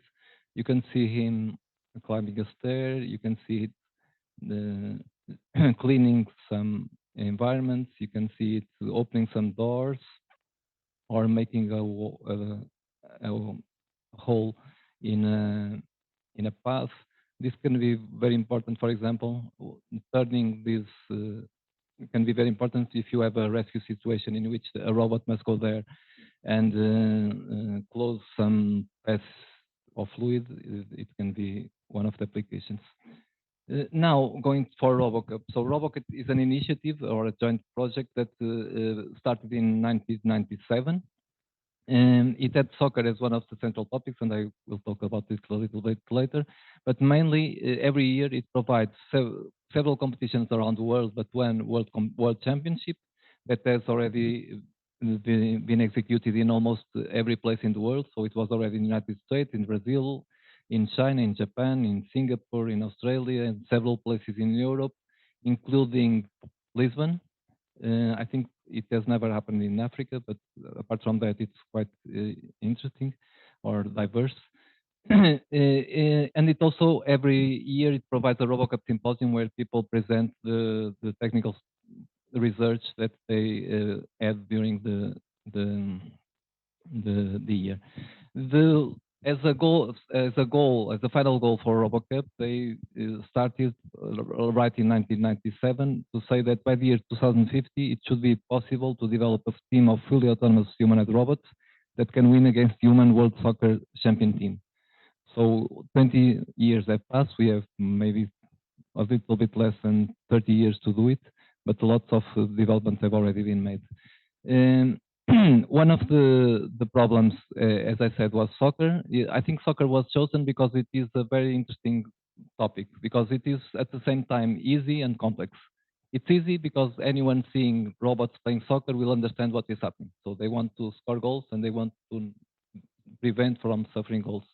But it is only also very, very complex because, as you know, soccer is to provide a strategy for a soccer game is something that is not able to every human being. And so it is even harder to model it as a computer science problem or artificial intelligence problem, and then being able to develop it. From the beginning, also there are several soccer leagues, simulations, small size, middle size, etc. Then there is the RoboCup Rescue that is related with the search and rescue missions. That is RoboCup at Home that is related with domestic tasks. That is RoboCup Industrial for industrial tasks, and also RoboCup Junior for high school and primary school students. In RoboCup 3D, we use a simulator that is simulating humanoids. In fact, the model of the robot is based on the now robot, and we play 11 against 11 humanoid soccer robot using the simulator. The FC Portugal project is a joint project between the University of Aveiro, FEUP, and the University of Minho, and it has already been 3 times world champion in the simulation league, both in the 2D, that was the previous league, and in the 3D. And it was. We also have another project that is called the Cambada project from the University of Aveiro in this case. And we have to develop the hardware, the communication infrastructure, the vision systems, sensor fusion, debugging, high-level deliberation and coordination. And in fact, it was mostly developed in the Aveiro University, and it has also already been world champion in RoboCup and many podium positions, including a second place in the last World Championship that Cambada participated, which was in Canada in 2019. This is the robot that we developed. It includes an holonomic driving and several other things. I can show you. 2018 RoboCup Soccer win. So this is the final in 2018 in Canada. Yes. And so the robots from the University of Aveiro are the blue ones. The robots that are orange are from the Netherlands. And you can see that clearly they know what they are doing. So they know how to defend, they know how to attack, they pass the ball, they try to score a goal. The goalkeeper also is quite good. And so there is a lot of artificial intelligence involved in both in perception, in decision, in the coordination at every step in order to build a robot that may operate like this. Another interesting competition that in which you participated is the Euro project, so here it was an FP7 project that included inside it a competition. So first there were more than 100 teams that participated in the simulation competition. Then from these more than 100 they selected 15. And then from these 15 they selected 5, and from these 5 they selected 2, and then there is a Euro winner at the end. You can see that as you advance, you then more money to continue with your development. The challengers were quite diverse. So there was the University of Aveiro from Portugal, several teams from Spain. You can see here Peugeot, you can see here Airbus, you can see here the Technical University from Munich. You can see here many companies that are very well known. You can see it CERN, which is also quite relevant. The participation of the University of Aveiro was performed in the course of what we call the Team Iris team, and the task that we addressed was autonomous blank feeding of packaging machines. So we joined efforts with a company from Italy called IMA, and they build machines like this one and their problem is bringing the blanks that will make the final boxes to the packaging machine. So we had to develop a distributed computing architecture, the perception, the manipulation, handling with global localization errors, because we performed this using a robot that is a movable platform that includes a manipulator.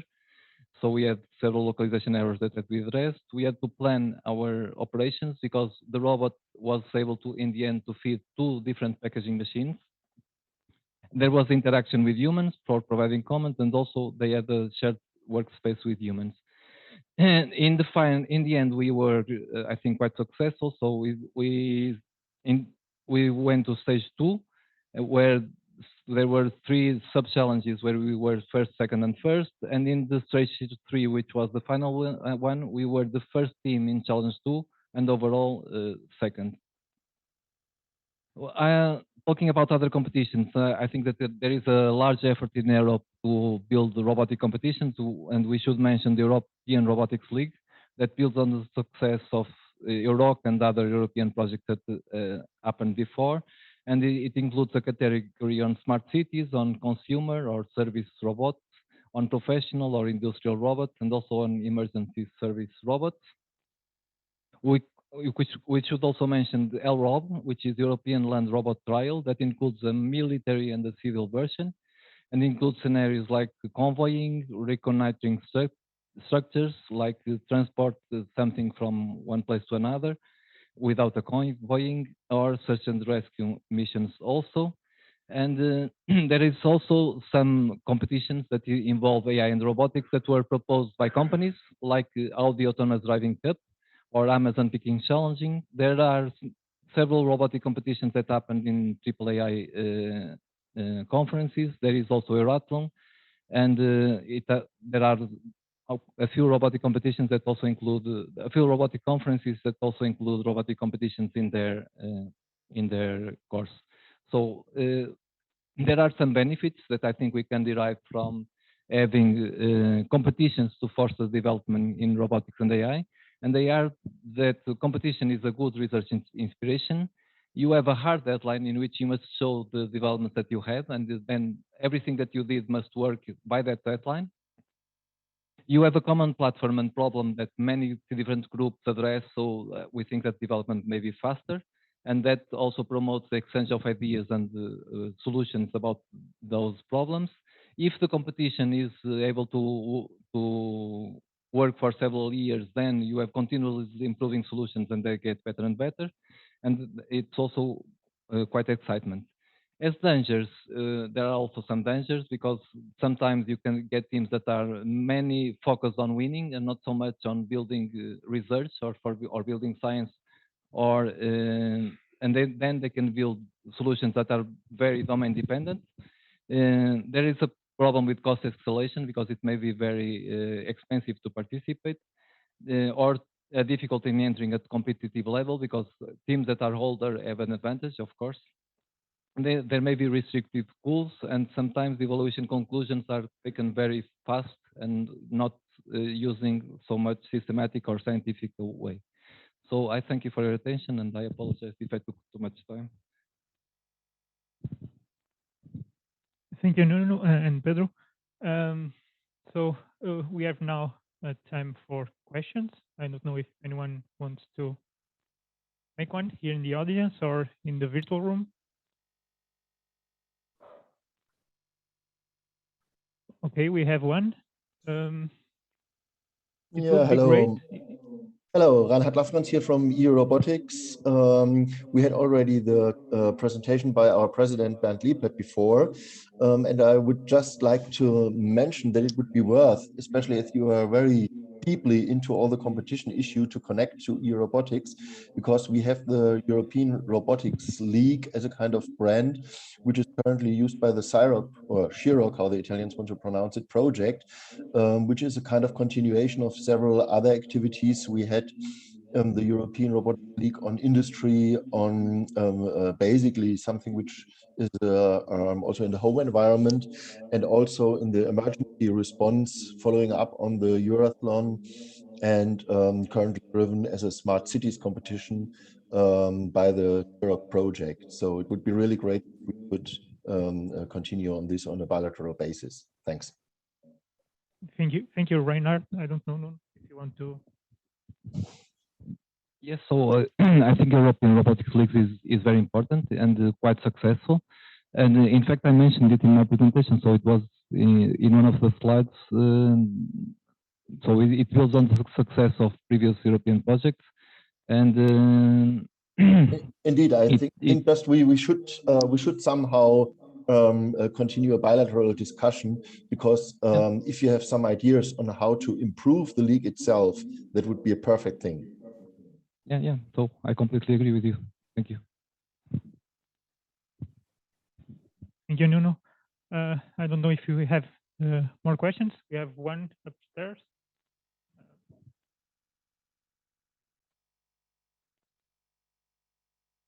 Yeah. It's better to have the mic.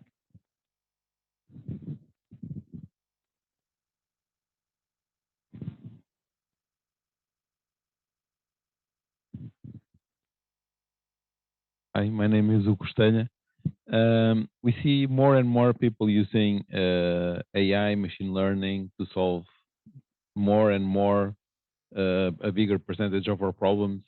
So can we expect in the future that you forget completely your classical approaches or hand-tailored approaches, and everything will be AI-based, be it control, perception, vision, whatever? What do you think?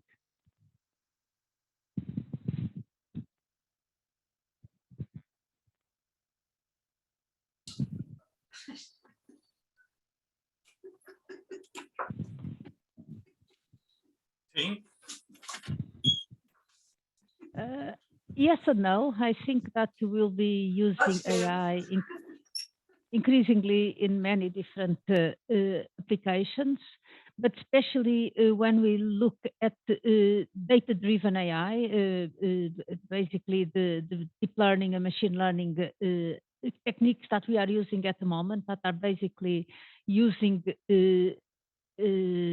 statistical and stochastic analysis over existing data. We see that in some cases the limits of the possibilities of this type of techniques are being reached, especially when it concerns societal issues like discrimination, lack of inclusion, lack of fairness, and so on. So probably in those cases we do need to extend existing AI techniques with other types of models and techniques that will include human participation.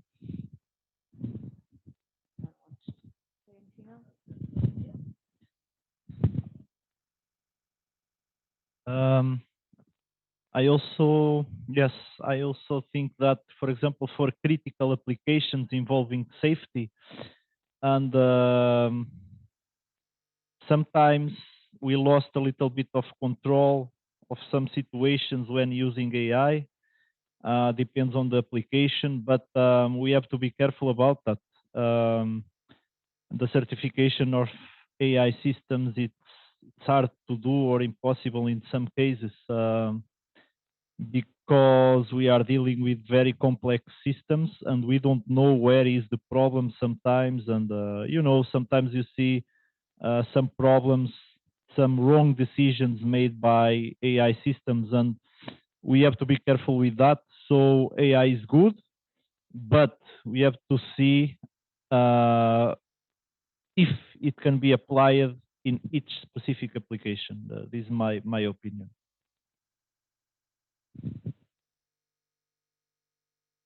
So I think Virginia and Pedro said almost all about it. I would just like to add that I think also that there is space for both. I think one of the problems is one that they mentioned, that is many of these end-to-end developments in AI, and that can be applied to robotics. Then after the training, they work as a black box, and so you are not completely confident on how they will react to situations that they didn't see before. And so, for example, in autonomous driving, and we have many autonomous driving that are methodologies or techniques that are using AI very intensively, but still most of the applications of autonomous driving include a very nice interface that provides information for the passenger that is not driving the car on how the computer is taking the decisions. So in fact, they are working with AI, but they are not working with AI as a black box, because they are telling the passenger which are the cars that they are seeing around, which is the definition of the roads that they see ahead. If there is a traffic light, they will provide information that they are seeing the traffic light as it should. And so the combination of both classical and more black box AI, I think black box will be used for applications that are adequate for that, but I think it will not be used for all.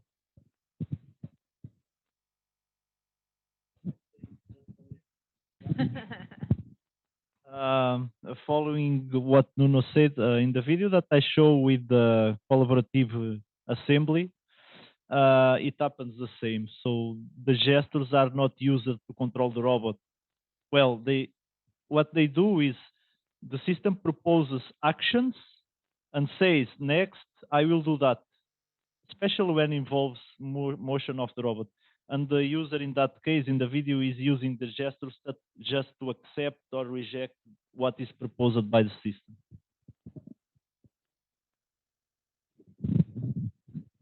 Thank you all for your comments. I don't know if you have one last question.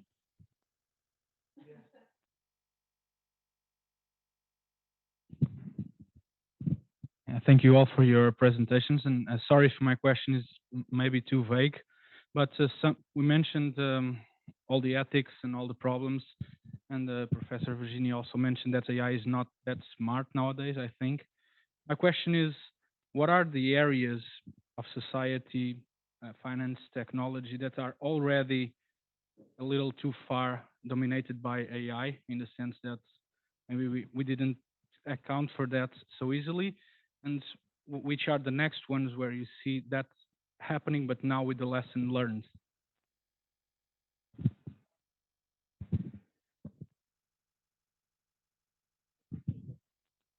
Yes, maybe a crystal ball helps. I don't think any application or area of application is too far. We have been learning a lot from what is happening, especially in terms of lack of inclusion, bias, unfair decisions.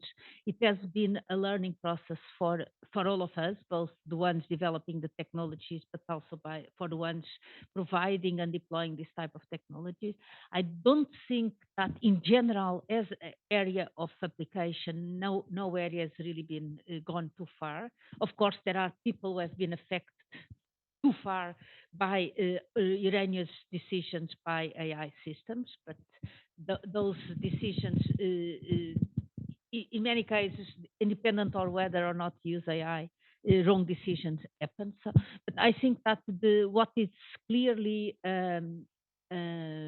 what gives a bit hope to the future is that there is clearly this realization now also by those more which traditionally have been less involved in this impact and use of AI and the consequence of the use of AI. There is an increased realization that responsibility for the decisions of the AI system cannot lie within the AI system, but with the infrastructure around it, that we need all kinds of organizations, all kinds of regulations, all kinds of institutions that participate and co-design or cooperate with AI systems to deal with those more societal impacts. So it has been a learning curve. And I think that to the future we will see more of the concern for the impact and the consequences of the use of AI, rather than being so much dominated only by the efficiency or the accuracy of the system.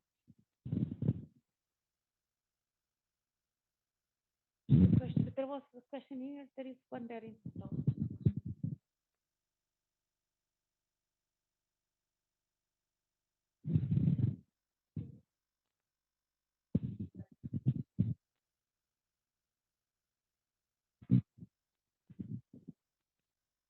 Hi, thank you for the interesting talks.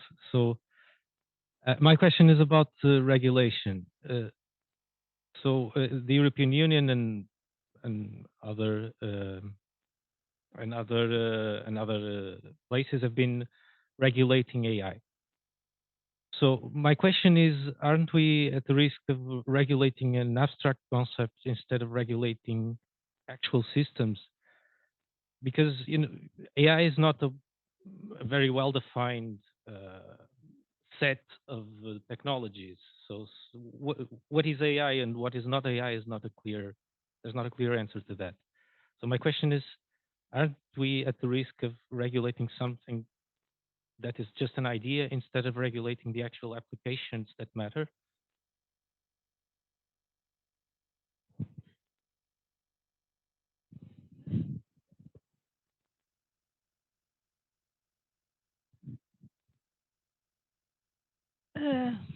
I don't think we need to, or we have, or should wait for a definite definition of AI before we can regulate the impact of technology or digital technology on citizens and societies.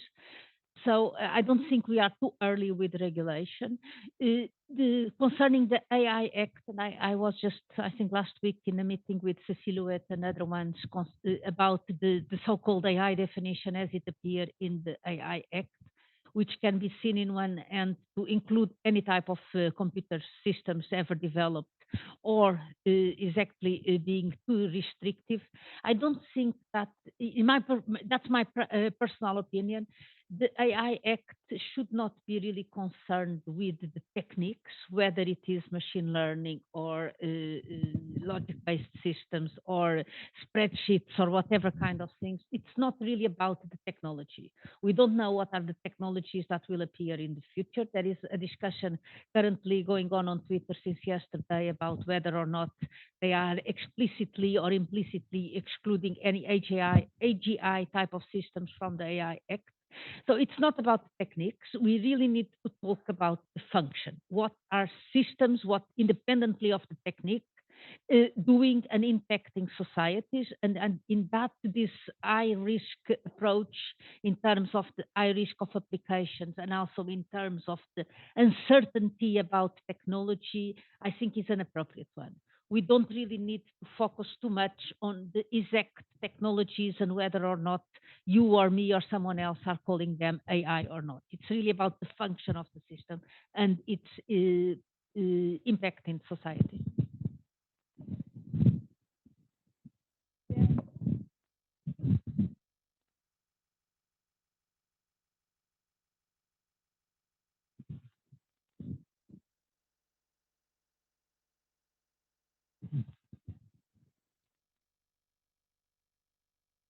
Hi. Hi, this question is especially for Professor Virginia. I'm not in the science field. I'm in the international relations politics field, but I'm very interested in AI. And I've read an article by the Harvard Business Review on the bias in AI. And I think especially talking about smart cities, consumer, professional, emergency service robots, there have been many incidents of discrimination in AI. So I was wondering, how can you make AI and the study of AI more diverse? Because science is a very white, male dominated field. So how can you counter that with the help of artificial intelligence? That is my question.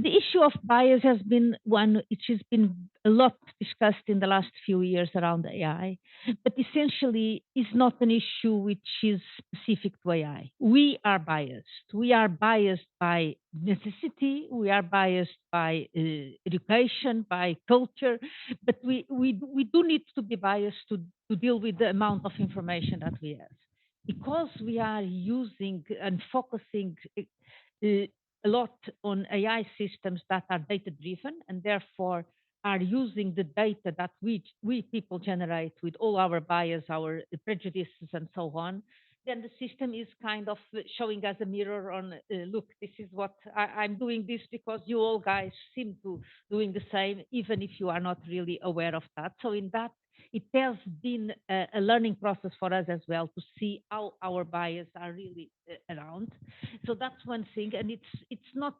And I wrote an article recently about the myth of AI, complete AI unbiased or AI fairness. It's not something which we really can take out of AI systems, like we cannot take bias out of people. We do need to learn to develop AI systems knowing that decisions might be biased one way or another and learn to deal with the consequences and accountability for those decisions. What you refer in the other one, yes, one way to minimize or to account for bias is to ensure that AI systems are designed, developed, deployed, provided, and so on by broader sets of development teams. Gender is one issue, but race and ethnicity is another issue. What I think it's really a very important one is the discipline one. We cannot have development teams which are purely engineering or only computer scientists involved. We really need to start involving other disciplines, especially because in many of the other disciplines, in the social science and humanities, they have been trained much more to understand these issues of impact and how impact and consequences can be taken as an input, creating this type of feedback loops in terms of what is the design and the consequence of the system. But indeed, gender is an issue, and it's one which the million-dollar question, how to get more girls or more cultural diverse people involved in technology and engineering and computer science. I think that as we see the impacts of the system from a societal perspective, it's not just about the pure developing of rational, efficient types of computations, but much more understanding how those computations really affect the world. We might be starting seeing a change in the type of people that the students attract to this type of disciplines. But again, it's my guess, as many other guests. But indeed, and maybe by seeing more women involved or more people of different ethnicities, more disciplines involved, we start getting a snowball effect. So I think we need to close the session. I would like to thank you, the speakers, and also the audience in general for this such dynamic session. I think it was clear that the convergence between the AI and robotics in terms of applications and how they are working together to expand the robotics in many domains, in many industries. And also we could see some challenges in terms of social and ethical challenges that we need also to address. And that's why associations are very, very important to try to discuss and try to define the roadmap of the future for AI and robotics. Okay, one more time, thank you all, and I hope to see you soon. Stay well. Thank you very much. Well, I ask for a big clap for everybody, and we close the session formally. Thank you. Thank you. And so the conference is formally closed. Thank you again to all of you, and we hope to collaborate a lot more in the future and build together the path of the future of AI and robotics and data. Thank you.